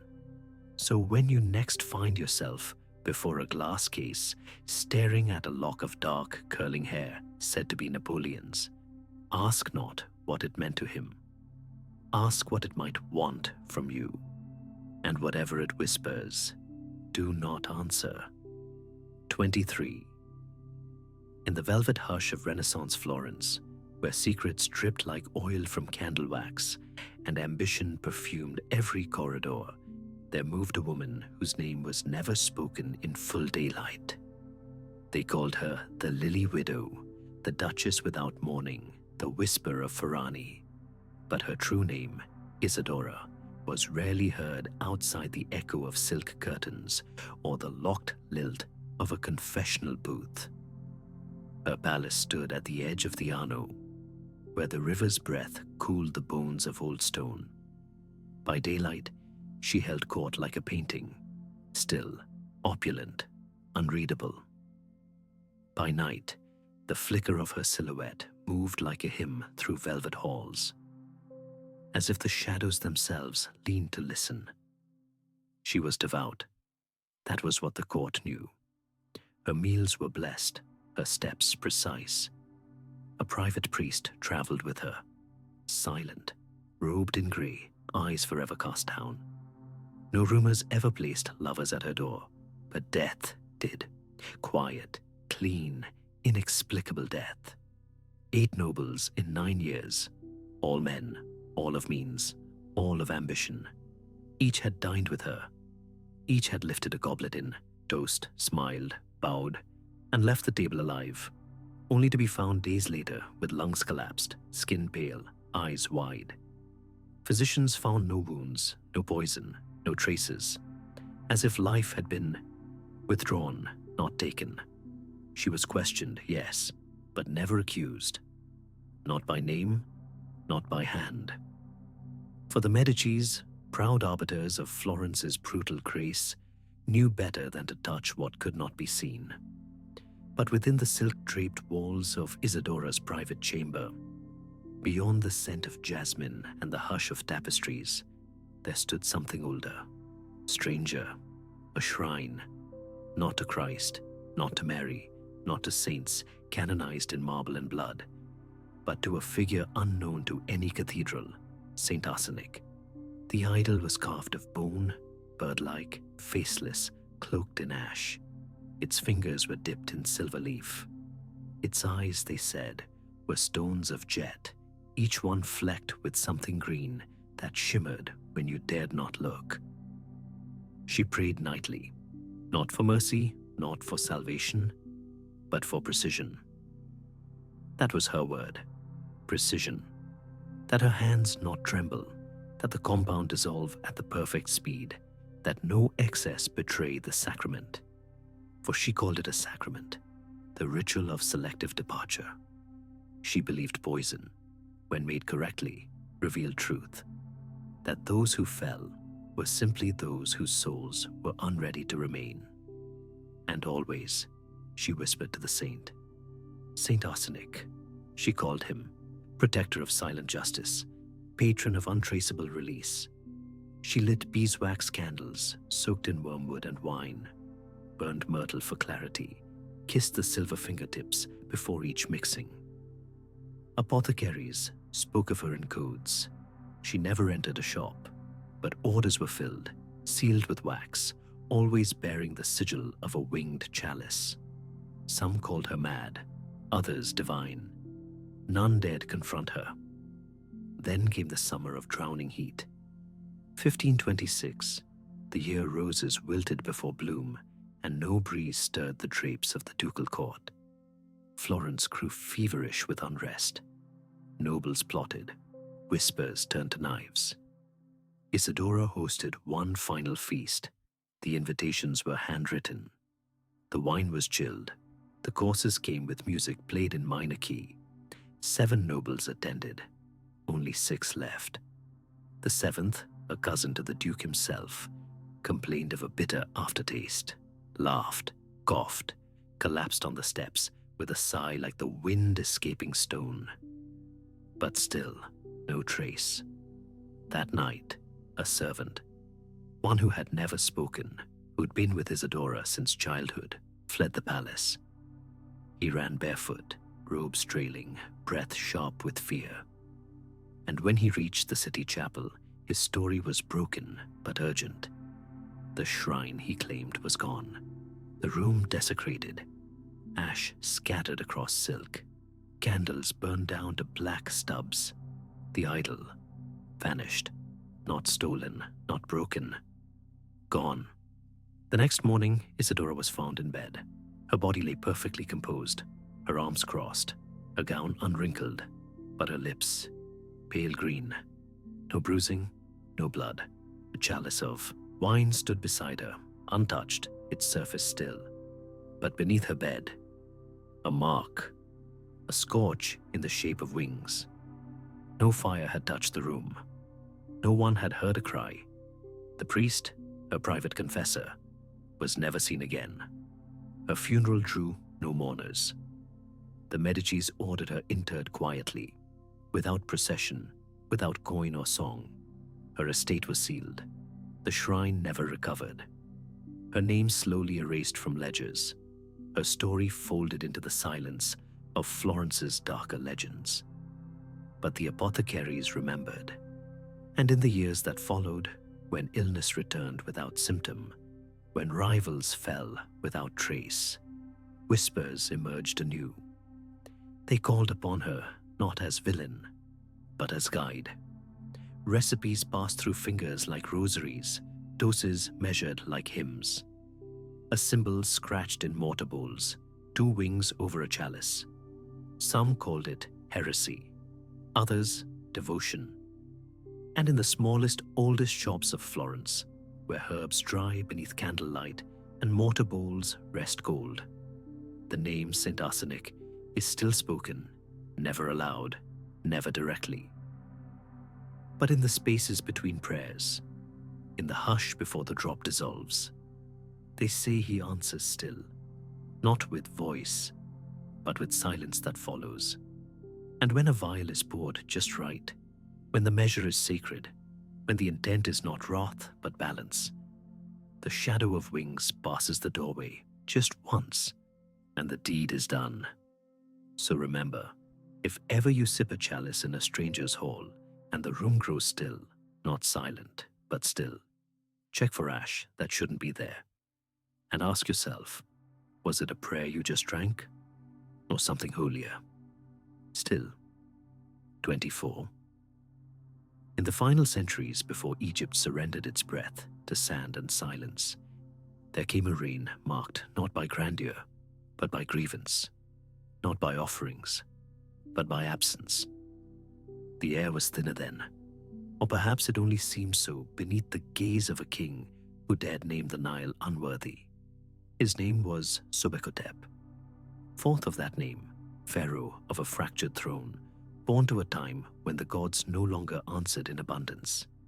He was not cruel, not at first, but brittle, like baked clay exposed too long to wind and sun.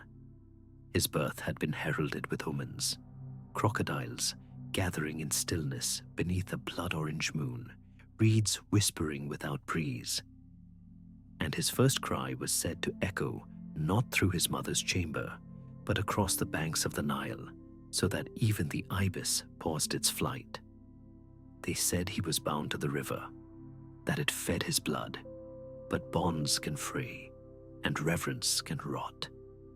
By the 7th year of his reign, the Nile had failed to rise. Once, its floods came as clockwork, the sacred pulse of Egypt, bleeding life into fields that thirsted like infants at the breast. But now, the river receded. It pulled away from the banks like a lover spurned. The crops curled inward, brittle as parchment. Graves cracked open, mothers stopped singing, and Sobekotep, in his golden loneliness, turned his gaze not inward, but downriver. He stood one dusk on the crumbling bank outside the palace of Crocodilopolis, where the temple of Sobek once shimmered with daily offerings, and he watched the sun spill over the withered reeds. The water was low, its surface dull, as if reflecting not light but memory. Then, with a voice that bore the silence of priests and the rage of starving children, he spoke a curse. Not a prayer, not a plea, a curse. "I strip you, Nile," he said, "of your titles and your tenderness. You are no longer sacred. You are coward current, failed serpent, ash where water once was. Let no more blood flow in your name." The wind stopped. A fish turned belly up near the shore, and the god Sobek, half beast, half divine, turned his face away. By royal decree, the rituals ceased. No more milk poured into the water's mouth at sunrise. No more bread cast from the palms of priestesses.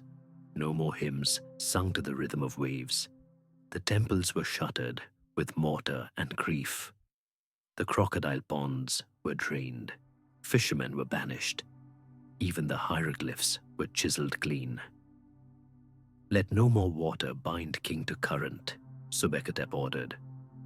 The phrase was carved above palace gates, etched into royal sandals, whispered in fear behind drawn curtains.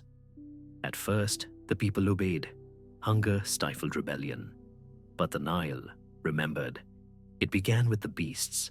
Crocodiles, once lethargic and fed by hand, turned monstrous. They leapt from shadows, clawed through canoes. In midday, they emerged, not hungry, but angry, eyes gleaming like polished obsidian, as if possessed. Then the statues broke. A colossal carving of Sobek, god of fertility and flood, cracked from crown to spine. No tremor shook the earth that day, no lightning struck, only the sound of slow splitting, like bone beneath pressure. And then, the flood returned, but not as salvation. One night, without moon, without warning, the Nile swelled with a violence that had not been seen in living memory. Its waters clawed at the land, tore through dikes, swallowed homes whole. The southern wall of the royal palace, carved from limestone older than dynasty, crumbled into foam. The pharaoh was not seen again. Some say he drowned, others that he walked into the river, robes floating like lilies, arms open to the darkness. A few whisper that he was taken, not killed, but claimed by the god he had forsaken. His tomb has never been found. Searches have been made, expeditions sent. But each time divers approach certain bends in the Nile, dark curves where the current stills, something goes wrong. Lights fail, compass needles spin. Some divers return, changed. Others do not return at all. And always, they speak of the cold. Not temperature, but something deeper. A chill behind the eyes. It is said that beneath the surface, in the bends where reeds never grow, lies a sarcophagus bound in rusted gold. But no hands dare open it. Even now, thousands of years later, offerings still appear. Not publicly, not as once they did, with chants and drums and sunlit procession, but quietly. A saucer of milk, a crust of honeyed bread, laid at the water's edge by wrinkled fingers or the hands of children not yet taught to forget. No one says for whom. Perhaps they do not need to. The Nile runs on. It remembers every king, and not all kings are forgiven. So if ever you stand by its banks at dusk, and the air thickens with silence, and the water seems to watch, not flow, but watch, do not speak its name with pride. Do not cast stones. Do not mock its depth. It gave life to empires and buried them. It is not only a river, it is a witness, and it waits. 25. Beneath candlelight that trembled like breath on glass, they said she never truly slept, only drifted between this world and a realm stitched of sapphire and silence. Queen Ludmilla of Bohemia, cloaked nightly in black silk that clung to her like shadow, was not merely a monarch of land and law, but of dreams. Or perhaps of what lies just beyond them. Her chambers overlooked no city, no tower or torch, only the quiet slopes of pine and snow, a horizon of frost that whispered in the wind but never spoke aloud. She preferred it that way. Within those high halls of stone and velvet, time passed like incense, curling, sacred, and strangely hollow. The court whispered of her stillness, of how her footsteps barely stirred the air, of how her fingers trailed ancient books as if reacquainting with friends long dead. But it was the bed they feared most. Fashioned not of oak or elm, but of a dark wood no one could name, its headboard bore a crown of raw sapphires, uncut, glinting like frozen tears. Each gem was rumored to have been placed by the hand of an alchemist who arrived one winter in silence and vanished come spring. He left behind no name, only the gift. The queen received it without question. She called it her portal, her bridge, her sapphire sleep. Each night, before even the owl stirred, she retired alone. The silks drawn over her like funeral cloth, her arms crossed upon her breast. Candles extinguished. No sound but the breath of the palace and the muffled beat of unseen wings. Her ladies-in-waiting were forbidden to remain. Only one, Eliska, the youngest, dared linger once, and what she saw was never clearly told. She claimed the queen did not sleep, not as mortals sleep. Instead, she stilled. Her pulse slowed until it could not be found. Her lips parted only slightly, as though about to speak a name not meant for living ears. Her skin glowed faintly, as if moonlight pooled within her rather than above her. And though her body lay unmoving, her eyes, closed though they were, twitched beneath the lids, following unseen paths. By morning, she returned, always, wiser, stranger. On waking, she spoke softly to the king, never in full sentences, only fragments, warnings, names. Once she whispered of a merchant who had poisoned a noble's wine hours before the man collapsed at banquet. Another time, she named the day a bishop would die. And indeed, he was struck down on the cathedral steps as bells tolled noon. Her gaze held no triumph, only knowledge, as though she had watched it all from the other side of time. Some called it sorcery, others prophecy, but Ludmila never claimed power, only dreams. She said she ruled a kingdom not of stone, but of memory and mist, a realm beneath veils, beneath sleep. She called it my deeper court, and in it were ancestors who sat upon thrones made of wind and bone, speaking in the tongue of rivers. She claimed they guided her, that they watched over Bohemia through her dreams. And then, one day, she did not return. It was early winter. Snow pressed against the windows like quiet on glass. The palace was hushed, though not in mourning, not yet. The queen had simply lingered. Her maids grew pale. A priest whispered verses and waved incense thick enough to choke the dawn. But still she lay, lips slightly parted, breath undetectable, hands folded in the same precise cross. Her body untouched by time. For 3 days they waited. On the 4th, they brought musicians to play the hymns she favored. On the 6th, they set roses beside her bed. On the 8th, they lit every candle in the room and watched the wax melt untouched by breeze. But her skin remained warm. Her hair, long and dark, continued to grow. A mirror placed beneath her nostrils revealed no breath, yet no decay came. No stiffness, only silence. By decree of the king, the chamber was sealed. Stone was mortared over the door. A priest marked the threshold with a symbol older than the church, and none were allowed to speak her name within the palace for a year and a day. The sapphire bed, too heavy to move, remained entombed with her. Time passed. A century, perhaps more. Wars came and went. Dynasties rose like smoke and fell like rain. The forest thickened, the stones aged, and then a fire. No lightning that night, no siege, only flame, hungry and fast, like it had always known its way. The western wing of the castle, long abandoned, was consumed. When dawn came and the blackened beams smoldered into ash, workers uncovered the sealed chamber once more. The door had cracked, the stone scorched, and inside, Nothing. No bed, no body, no tapestry or silk. Only dust that shimmered unnaturally, like crushed stars. And resting in the exact center of the room, in a hollow shaped unmistakably like the outline of breath, was a single sapphire. Round, blue, impossibly bright. It pulsed faintly in the morning light. They say it still pulses. The sapphire now rests, encased in glass, within the royal vault beneath Prague.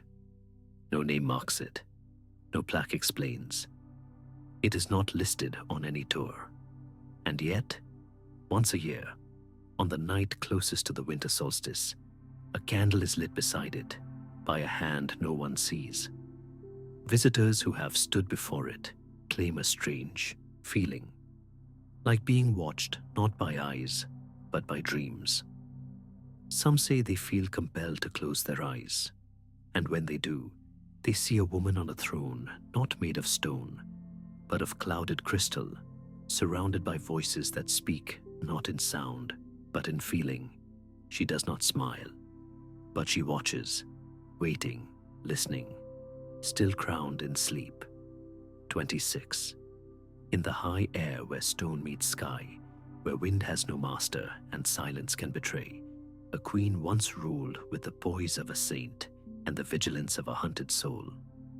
Tamara of Georgia, the rose of the Caucasus, crowned in gold and shadow, feared not armies, nor famine, nor the sway of emperors. She feared silence, not the silence of prayer, nor the silence of sleep, but the deeper stillness, the one that settles just before a blade is drawn or a breath is stolen, the silence that bears no footstep, that clings to corners and chokes the wind. They say she was born under a dark moon when the stars hid behind a veil of ash, and that a raven circled the palace tower as she drew her first breath. Her nursemaid took it as omen. The court called it ill luck, but her mother, the queen before her, simply wrapped the child in wool dyed with ink and gave her a name that meant palm tree, upright, unbroken. Tamara grew like a song too beautiful to be remembered fully, spoken in awe, forgotten in detail. Her hair was said to fall like night water, her voice a thread between thunder and lullaby. But beneath the velvet of her gaze was something unquiet, a watchfulness that never left her, even in joy, especially in joy. By the time she wore the crown, her habits had already formed. A single raven's feather always placed beneath her pillow, a cup of wine poured onto the earth each dawn for the watchers above. Her crown, masterfully worked in gold, bore one black gem the size of a fingernail, carved not with a cross, nor lion, nor pomegranate, but with a beak, sharp, tilted, watching. When asked, she laughed gently. To listen is not to fear, she once said, but to be ready. Yet the rituals deepened. Before every council meeting, she would listen to the cliffs beyond the palace walls. If no raven called by the time the bells rang, she delayed the session. Before battles, she released 7 ravens, each from a different tower. If none returned by sunset, the campaign was cancelled. Generals grew impatient, priests worried, but the queen would not bend. And then came the day the ravens were silent. The morning had been warm, gold-skied, and full of early market noise. Tamara stood upon the terrace, her hand resting upon the carved stone rail that bore the names of kings long past. At her side, a raven sat, unblinking. She released it without ceremony, then 6 more, each from a handmaid bearing embroidered gloves. The birds vanished into the horizon like arrows, and the city grew still. Not a cry, not a wing, not a feathered return. The streets fell quiet. The church bells rang longer that dusk, rung by the Queen's order, echoing through alleys and across riverbanks. That night, her guards discovered the dagger, It was nestled beneath her cushion, not yet rusted, blade still sharp, as if waiting. Its hilt was plain, but the blade bore etchings no one could read. Only lines, curved like sound waves, like a prayer swallowed before it could be heard. Tamara did not speak of it. But the next morning, she appeared at court in full black, though no death had been reported. She touched each of her 7 generals upon the brow with a strip of raven hide, then dismissed them all for a fortnight. The court fell into uneasy quiet, the kind that stretches like parchment over flame. And from that day on, the ravens were no longer symbols. They were sentries. She bred them in her private garden, trained them to call at her window each dawn. They were her shadows, her spies, her winged protectors. And in the years that followed, assassination attempts dwindled or vanished before they could take shape. Letters went unanswered, intrigues unraveled, daggers dulled. Some whispered that the ravens could hear lies, that they saw what men dared not speak, that they carried more than feathers on their wings. They carried memory. When Queen Tamara died, no war raged, no famine swept, no rebellion stirred. She died alone, peacefully, mysteriously, as if fading rather than falling. But there was no tomb, no ceremony, no stone to mark the spot. Her attendants said she lay down one dusk, wrapped in black silk, her crown at her side, a raven perched on her chest. When they returned in the morning, the bed was empty. Only a feather remained, perfectly still, though the windows had been left open. And ever since, atop the cliffs of Tbilisi, where the air sharpens and time forgets to pass, ravens still gather. Always 7, never 6, never 8, 7. They arrive in silence, then call as one, a sharp, echoing cry that sets crows to flight and dogs to howl. Travelers stop to count them. Children dare each other to speak during the cries, though none do.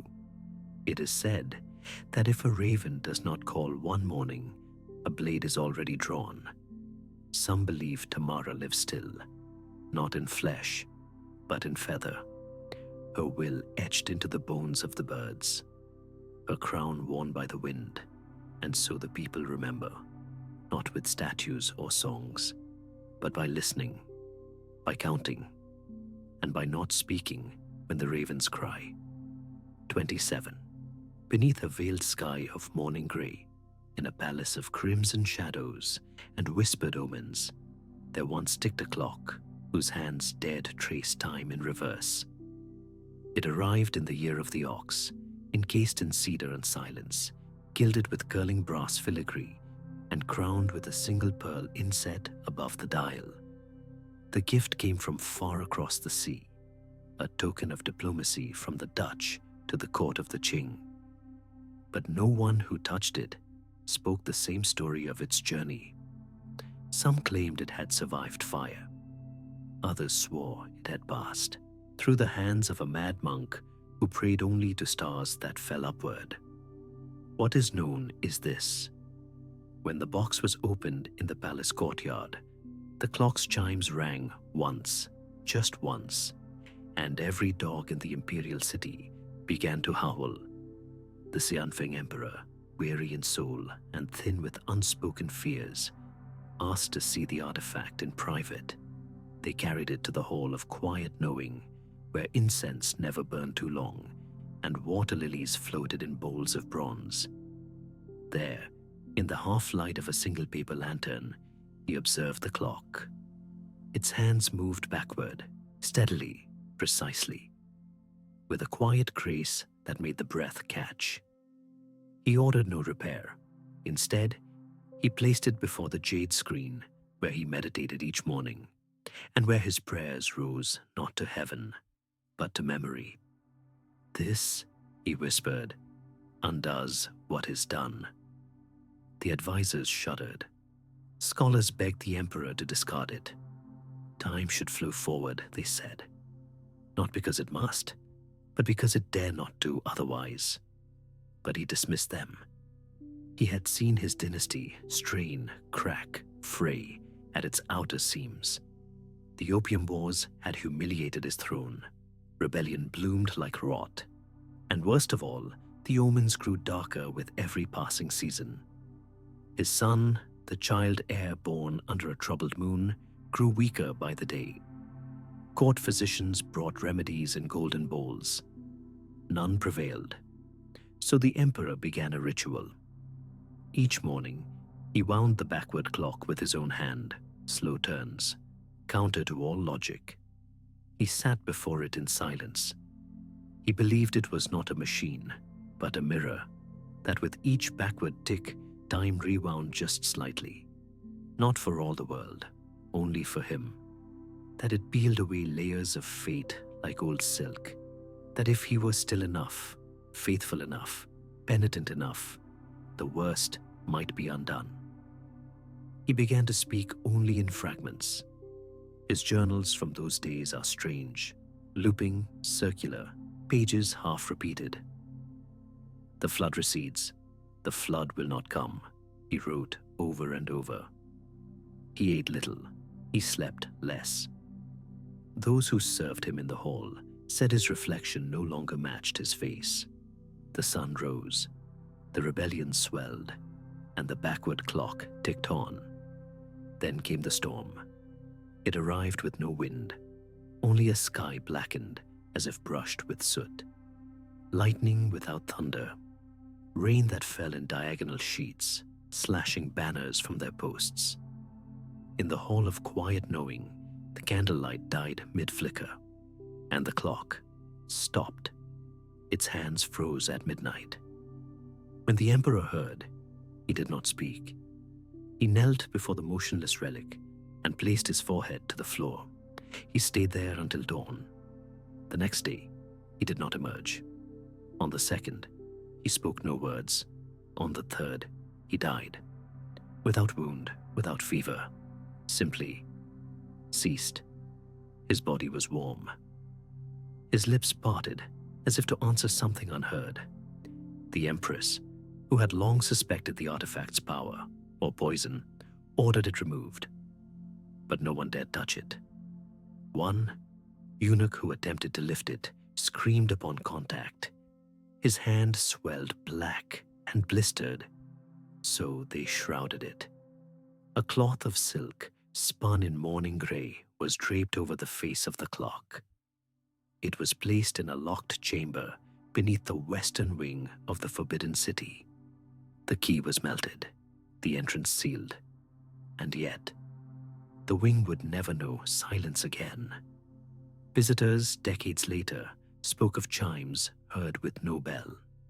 The tick of gears behind walls, timepieces brought into the chamber would falter, then stop, their hands trembling toward reverse. On some nights, palace guards swore they heard the sound of weeping, not human, not wholly real, a kind of sorrow made mechanical. When the Forbidden City became a museum, the backward clock was rediscovered. Still intact, still shrouded. One curator dared display it, but under light, the glass of its face clouded as if breathing. A technician inspecting its gears fainted after claiming to see his own childhood reflected in the brass. They covered it again, not to preserve, to protect. It is still kept beneath cloth, in a hall where light bulbs flicker without cause, where no clock can remain synchronized, where time, as if in deference or fear, tiptoes. And every so often, late in the night, when tourists have gone and only silence keeps watch, someone passing by may hear it. A twitch, not a tick, a twitch, as though the hands, unseen beneath their shroud, remember the shape of motion, as though they wait, patient and backward, for a new emperor to believe, or for time to lose courage and begin its retreat once more. 28th, in the kingdom of frost and mirror light, where the snow does not fall but drifts like breath from the lungs of ghosts, there lived a princess who spoke no oaths and left no echoes. Her name was Magdalena. Born beneath a winter moon in 1761, daughter of Sweden's royal bloodline, she was pale from the first breath, not with illness, but with an elegance untouched by summer. They called her the Ice Queen, though not in mockery. Her hands were warm, her smile soft, but there was something in her stillness, in the way she listened to silence, as if it were a language only she could understand. In the cold mornings, she walked barefoot across the flagstones of Drottningholm Palace, trailing no sound, only the scent of pine and old snow. From childhood, she watched other girls dance, laugh, sing beneath gold chandeliers, but she only watched. When she turned 16, her governess found her in the chapel, not praying, only standing motionless beneath the organ pipes, eyes closed, as if waiting to hear the space between the notes. Suitors came, of course. Princes with curls lacquered in rose water, dukes with hands heavy in jewels. One brought a harp strung with hair from his mother's comb. Another, a caged nightingale. All failed. Then came the Baltic Duke, dark-eyed, secretive, older than the rest. His name was Eric of Livonia, and he spoke softly, seldom. When he introduced to Magdalena, he said nothing at all, only bowed, and in return, for the first time, she nodded. A match was announced. The court rejoiced, but when asked if she would accept him, Magdalena gave her only condition. "The wedding," she said, "must be silent. No music, no bells, no voices, not even the rustle of pages as the priest read his rites. No explanation followed. The court froze. Her father, the king, thundered with confusion. But the duke agreed, and so it was planned. A wedding of candlelight and breath alone. They chose the winter solstice, December's longest night. Snow was gathered and boiled into dye, used to stain the silks of the altar drapes a pearlescent white. No orchestra rehearsed. No singers were summoned. Instead, tapestries were hung thick over the stone to smother the air. Feathered mats softened the footsteps. Even the horses outside were shod with velvet. In the cathedral, guests were instructed not to speak, to move only with the grace of reverence. 1,000 watched in stillness as the bride entered. Magdalena wore no veil. Her gown shimmered like hoarfrost spun into thread. Her hair was unbound, falling like snowfall down her back. Around her neck, a single ribbon, black, tied in a knot with ends that did not sway. Her eyes did not flicker. The duke stood waiting. He did not smile. The priest raised his hand and whispered the ceremony into his own fingers. The vows were mouthed, not heard. Rings exchanged with fingers that trembled. And when the moment came to seal the bond with a kiss, they did not touch, only leaned forward and let their breath cloud between them, warm fog on cold lips. The bells did not ring. Outside, the wind blew a single drift across the chapel's steps, erasing the footprints of all who had entered. The marriage lasted one winter. In January, the Duke went on a hunting trip in the northern woods, chasing a white stag said to have appeared only once every 100 years. He did not return. His horse was found near the river's edge, reins tangled in icicles. His coat was discovered beside the body of the stag, a magnificent beast frozen in death, eyes open, body unmarked. The Duke's gloves were pressed into the snow, as if he had knelt beside it, but there was no sign of him. No blood, no boot prints, only frost, and the silence. Magdalena received the news with no tears. She only stepped into the great hall and stood for hours facing the windows, her hands folded as if in prayer, though her lips did not move. she never remarried. The years passed, and she wandered the palace like a living ghost, barefoot still, her gowns trailing like mist. Servants whispered that she slept on a bed of snow-white feathers, replaced weekly, and that no one ever heard her speak again. Not a sigh, not a single word. In one of her surviving letters, unsigned, undated, found beneath the cushion of a cathedral pew, she wrote, "Sound is a spell, silence, a sanctuary. I have vowed myself to stillness, so the curse may remain asleep." Historians do not agree on what curse she meant. Some said it was her mother's ghost, that she had died in childbirth, her final scream echoing through the castle chapel, and that any joy sung aloud by her daughter would awaken that scream again. Others believed her bloodline traced back to a Baltic witch whose dying breath had cursed her descendants never to speak their wedding vows, or else doom their beloved to vanish between worlds. But many did not believe at all. They called her mad, holy, lonely. Still, every winter solstice, something stirs.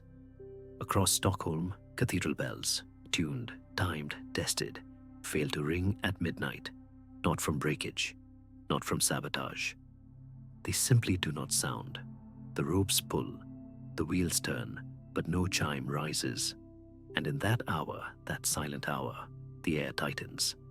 Snow falls slower, flames lean sideways, and some claim to see her, a woman in white, walking beneath the arches of the royal chapel, trailing no sound but casting a long shadow, as if lit by a fire no longer burning. Once, a child visiting the palace with her governess found a black ribbon on the chapel floor, tied in a knot that would not come undone. It was cold to the touch. The child took it home. That night, she dreamed of a wedding with no guests, no priest, no words, only a girl and a man facing each other beneath a sky of frozen stars, and a vow spoken not in sound but silence, a vow still echoing centuries later, in a world that rarely listens. 29. In the ash-shadowed twilight of old Gaul, before cathedrals rose and before the Frankish crown was made whole by empire, there walked kings with wolfish eyes and oil-slicked hair, rulers whose veins carried more than blood, but prophecy, pagan rites, and the silent weight of bones unblessed. The Merovingians. Half men, half myth, the line was said to begin not in a cradle, but in the sea, from a queen who bathed beneath the moon and returned pregnant, claiming a sea beast had entered her. Their sons, tall and cruel and gold-haired, ruled not just by sword or gospel, but by omens drawn in candle soot and iron and blood, and among the many relics whispered of in their courts, between the relics of saints and the teeth of wolves, none stirred the air like the horologium sanguinis, the blood clock. It did not tick, it pulsed, it did not chime, it wept. No craftsman ever claimed to have made it. Its origin is a smudge between druidic forest and monastery crypt. Some say it was a gift or a warning, left on the steps of the Abbey of St. Martin after lightning split the chapel steeple. Others speak of a Roman timekeeper, exiled and mad, who was found dead in the woods with designs burned into his skin, and a glass vessel, warm to the touch, clutched in his hands. By the time it entered the Merovingian court, the horologium was already considered sacred and dangerous. It was encased in wood, blackened by pitch, sealed in a shrine, and only brought out during coronations. The mechanism was unlike any the bishops had seen. No gears, no bells, just a glass vial, crescent-shaped, filled with a slow-moving red fluid that shimmered when held to firelight. There was a single needle suspended within, golden, thin, like a thorn, which would move only when blood was added, and the ritual was precise. When a new king ascended, he was taken at dusk to a stone chamber beneath the chapel. There, in silence, the monks would slice the king's palm with a blade older than Christendom, and the blood, 3 drops, no more, would be placed into the glass. If the needle stirred, time began, and the realm breathed. But if the needle stilled, the story of Childeric III is one whispered, not recorded. The last king of the Merovingian line, he was crowned beneath a blood-red moon in a France choking on civil war and betrayal. When he entered the chamber, the monks were said to tremble. Witnesses, few and all, later vanished, claimed that the king did not bleed 3 drops. He bled 7. The clock's needle spun wildly, not marking hours, but circling like a raven seeking a corpse. For one day, it did not stop. On the second day, his court physician hung himself from the rafters of the granary. On the third, the river Loire turned black with dead fish. And on the 7th, Childeric was found face down on the steps of the chapel, his mouth full of ash. The clock, brought forth in panic, shattered on its own altar. The glass exploded outward, but no wound struck the men who held it. Only the pieces, curved, crimson-stained, remained, humming faintly. The bishops, fearing the curse would settle into soil and spread, ordered the shards taken across the land. One was dropped into the Rhône, another buried beneath Chartres, a third sewn into the hem of a holy relic and hidden in a pilgrimage crypt. All were scattered except one. A crescent shard, no larger than a thumbnail, was kept by a bishop of Tours. He claimed it bled warmth when prayers were recited, and that it whispered the true hour of death into his dreams. He began to sleepwalk, his hands bound in linen, and during Mass, he trembled uncontrollably. Until one spring morning, he collapsed mid-sermon, bleeding from the palm where no wound was seen. The shard was never recovered. Centuries passed. The Carolingians rose. The Merovingian name was slowly erased, their relics locked away or burned. But the horologium, or what remained of it, did not fade from memory. In dusty reliquaries across Europe, strange timepieces would appear in private collections. Boxes that pulsed with faint red light, glass discs that moved contrary to sun or moon, needles that pointed not to hours, but directions unknown. One collector, a Swiss baron, reportedly owned a mechanism made of bone and brass that told time only when placed beside a sleeping man. When he died, his bed was soaked in blood, but his sheets were clean. Another, in Bruges, inherited a glass vial marked with the symbol of a sun pierced by a sword. He claimed it ticked in reverse when held in the palm, but could not be photographed, and shattered when left in direct light. But no complete horologium has ever surfaced, not entirely. Still, rumors stir. In a private chapel beneath an old estate in Reims, a monk once claimed to have seen a box hidden behind an altar. It was locked with teeth, not metal, not ivory. Teeth, human, childlike, filed to points. He did not open it, but at night the chapel's walls would flicker with a red light, as if from within. And somewhere, it is said, one final hand remains the golden needle, kept in a reliquary shaped like a human heart. Not a sculpture, but the real thing, preserved, silent, but never cold. A pulse without a body, a clock without a time. And if the stories are true, the blood clock, when whole, does not tell time at all. It tells fate. Each tick a breath, each pause a warning, each silence a death waiting to remember. Tonight, in the velvet hush before the chime of midnight, listen closely. Not to your watch, not to your phone, but to the quiet between heartbeats. And if you hear a whisper that matches your own rhythm, slowed and distant, do not look at the clock. Look at your hand. Count the lines. One of them might be moving. 30. He still sleeps. Beneath stone, beneath silence, beneath centuries of soil and snowmelt, in the hollows of the Carpathian spine, where wind walks with a limp, and even the wolf's pauses before howling, a pulse persists beneath the mountain. Not of blood, not of earth, but of dreams. They call him the Sleeping King, Bogdan the Dreamer, Bogdan the Unrotted. But once, he was simply a monarch, ruler of Moldavia, son of the mountains, crowned not by sword or scripture, but by a crown that whispered. It began, they say, with a storm. In the spring of 1503, a silver rain fell across the north.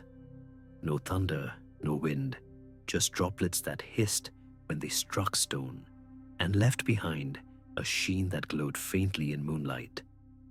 Peasants gathered it in bowls. Monks wept before it. And one hunter, a man with no tongue, brought a chunk of cooled metal to the gates of Suceava, cradled like a holy thing. The court alchemists declared it skyborn. The priests called it blasphemy. But King Bogdan, he said nothing, only took the silver into his hands and closed his eyes. The very next night, the crown was forged, not in fire, but in silence. It was shaped with obsidian and iron from an abandoned monastery bell, set with a single stone blacker than pitch. Thin filaments of sky silver wove through it like veins in ice, and once complete, it was placed not on his head for coronation, but on his brow as he slept. And it began. The first night, he muttered in Latin, a dead priest's name. The next, he spoke in Greek, a prophecy about a child yet unborn. By the seventh night, the scribes had begun recording everything. He spoke not like a man dreaming, but like something dreaming through him. He named cities not yet built, wars not yet fought, described machines of glass and iron. He wept for lands drowned in water, and once he laughed. The laughter chilled the marrow of those who heard it, but none dared stop him. Each dawn he woke pale but unharmed, recalling nothing. His only command, write everything, do not interpret. And so they wrote, scrolls upon scrolls, now lost to fire, flood, and fear. But some fragments survive, carried in monkish margins and heretical hymns. A dream of wolves speaking in men's voices, a vision of a sun split in two, a whisper of a bridge made of bone stretching from Moldavia to a sky without stars. Years passed. Bogdan ruled quietly by day and thunderously by dream. Then came the night of the burning river. The king awoke screaming, his mouth filled with soot, the crown too hot to touch. He claimed to have seen the Prut run red with flame. 10 years later, Ottoman torches lit the waterline, and the river boiled with the corpses of those who fled. Another night, he described a girl with hands wrapped in bloodied linen, eyes like coal, singing the names of the dead before they died. His court physician recorded it, dismissing it as fever poetry. 36 years later, the girl was born to Bogdan's great-granddaughter. She died before her 7th birthday, having drawn in ash the faces of 3 men who would later perish by plague. And then, silence. One evening, he lay down with the crown as always. No incense, no rites, only wolf pelts beneath him and 3 scribes at their posts. But he did not speak, nor stir. The crown gleamed faintly, then dulled. The room grew cold, the torches bent inward, and Bogdan's chest still rose once, twice, and then stopped. But he did not die. No rot came, no flies, no smell of decay. His skin remained soft, his breath absent, yet his skin warm. Physicians cut his finger. No blood flowed, but the wound would not close. The crown had fused, not with metal, with thought. The priests convened in secrecy. They declared it not death, but ascension. A king who dreams for us. The chamber was sealed, the scribes dismissed, and the name of Bogdan III was struck from official records. Yet the mountains remembered. Villagers near the Carpathians began to report dreams not their own. Shepherds woke with foreign words on their lips. An entire flock of lambs was found drowned in a field of dry earth. A child claimed a man with silver eyes had whispered into his dreams, showing him stars in the shape of a serpent. No entrance to the tomb was ever found, but tremors began. Gentle at first, barely noticed, then stronger, always in the season of his sleep's anniversary. Stones tumbled from cliffside chapels. Ice cracked in unnatural patterns. Birds ceased to nest in certain trees. A nun once found a single obsidian feather on her pillow. She spoke no more after that. Some say the crown now dreams alone, using Bogdan's body only as conduit. Others believe the king lives in an eternal vision, building a realm brick by spectral brick behind the eyelids of God. And there are those who claim the dreams are growing stronger. In the village of Fundu, Moldove, an old woman keeps a book she never wrote. Each morning, a new page is filled. Words in languages she does not know. One night, she tried to burn it. The flames would not touch it. The next day, her hearth was full of ash, and the book unharmed, open to a drawing of a sleeping king. In dreams, people now see a crown descending from above, not placed by hand, but lowered by shadow. Not all crowns rule by day, not all kings wake. And when the stirrings grow louder, when the mountains rumble like breath in the chest of a god, it will not be war or weather. It will be a dream made real. Bogdan, king of sleep, may one day open his eyes, and all the world will know.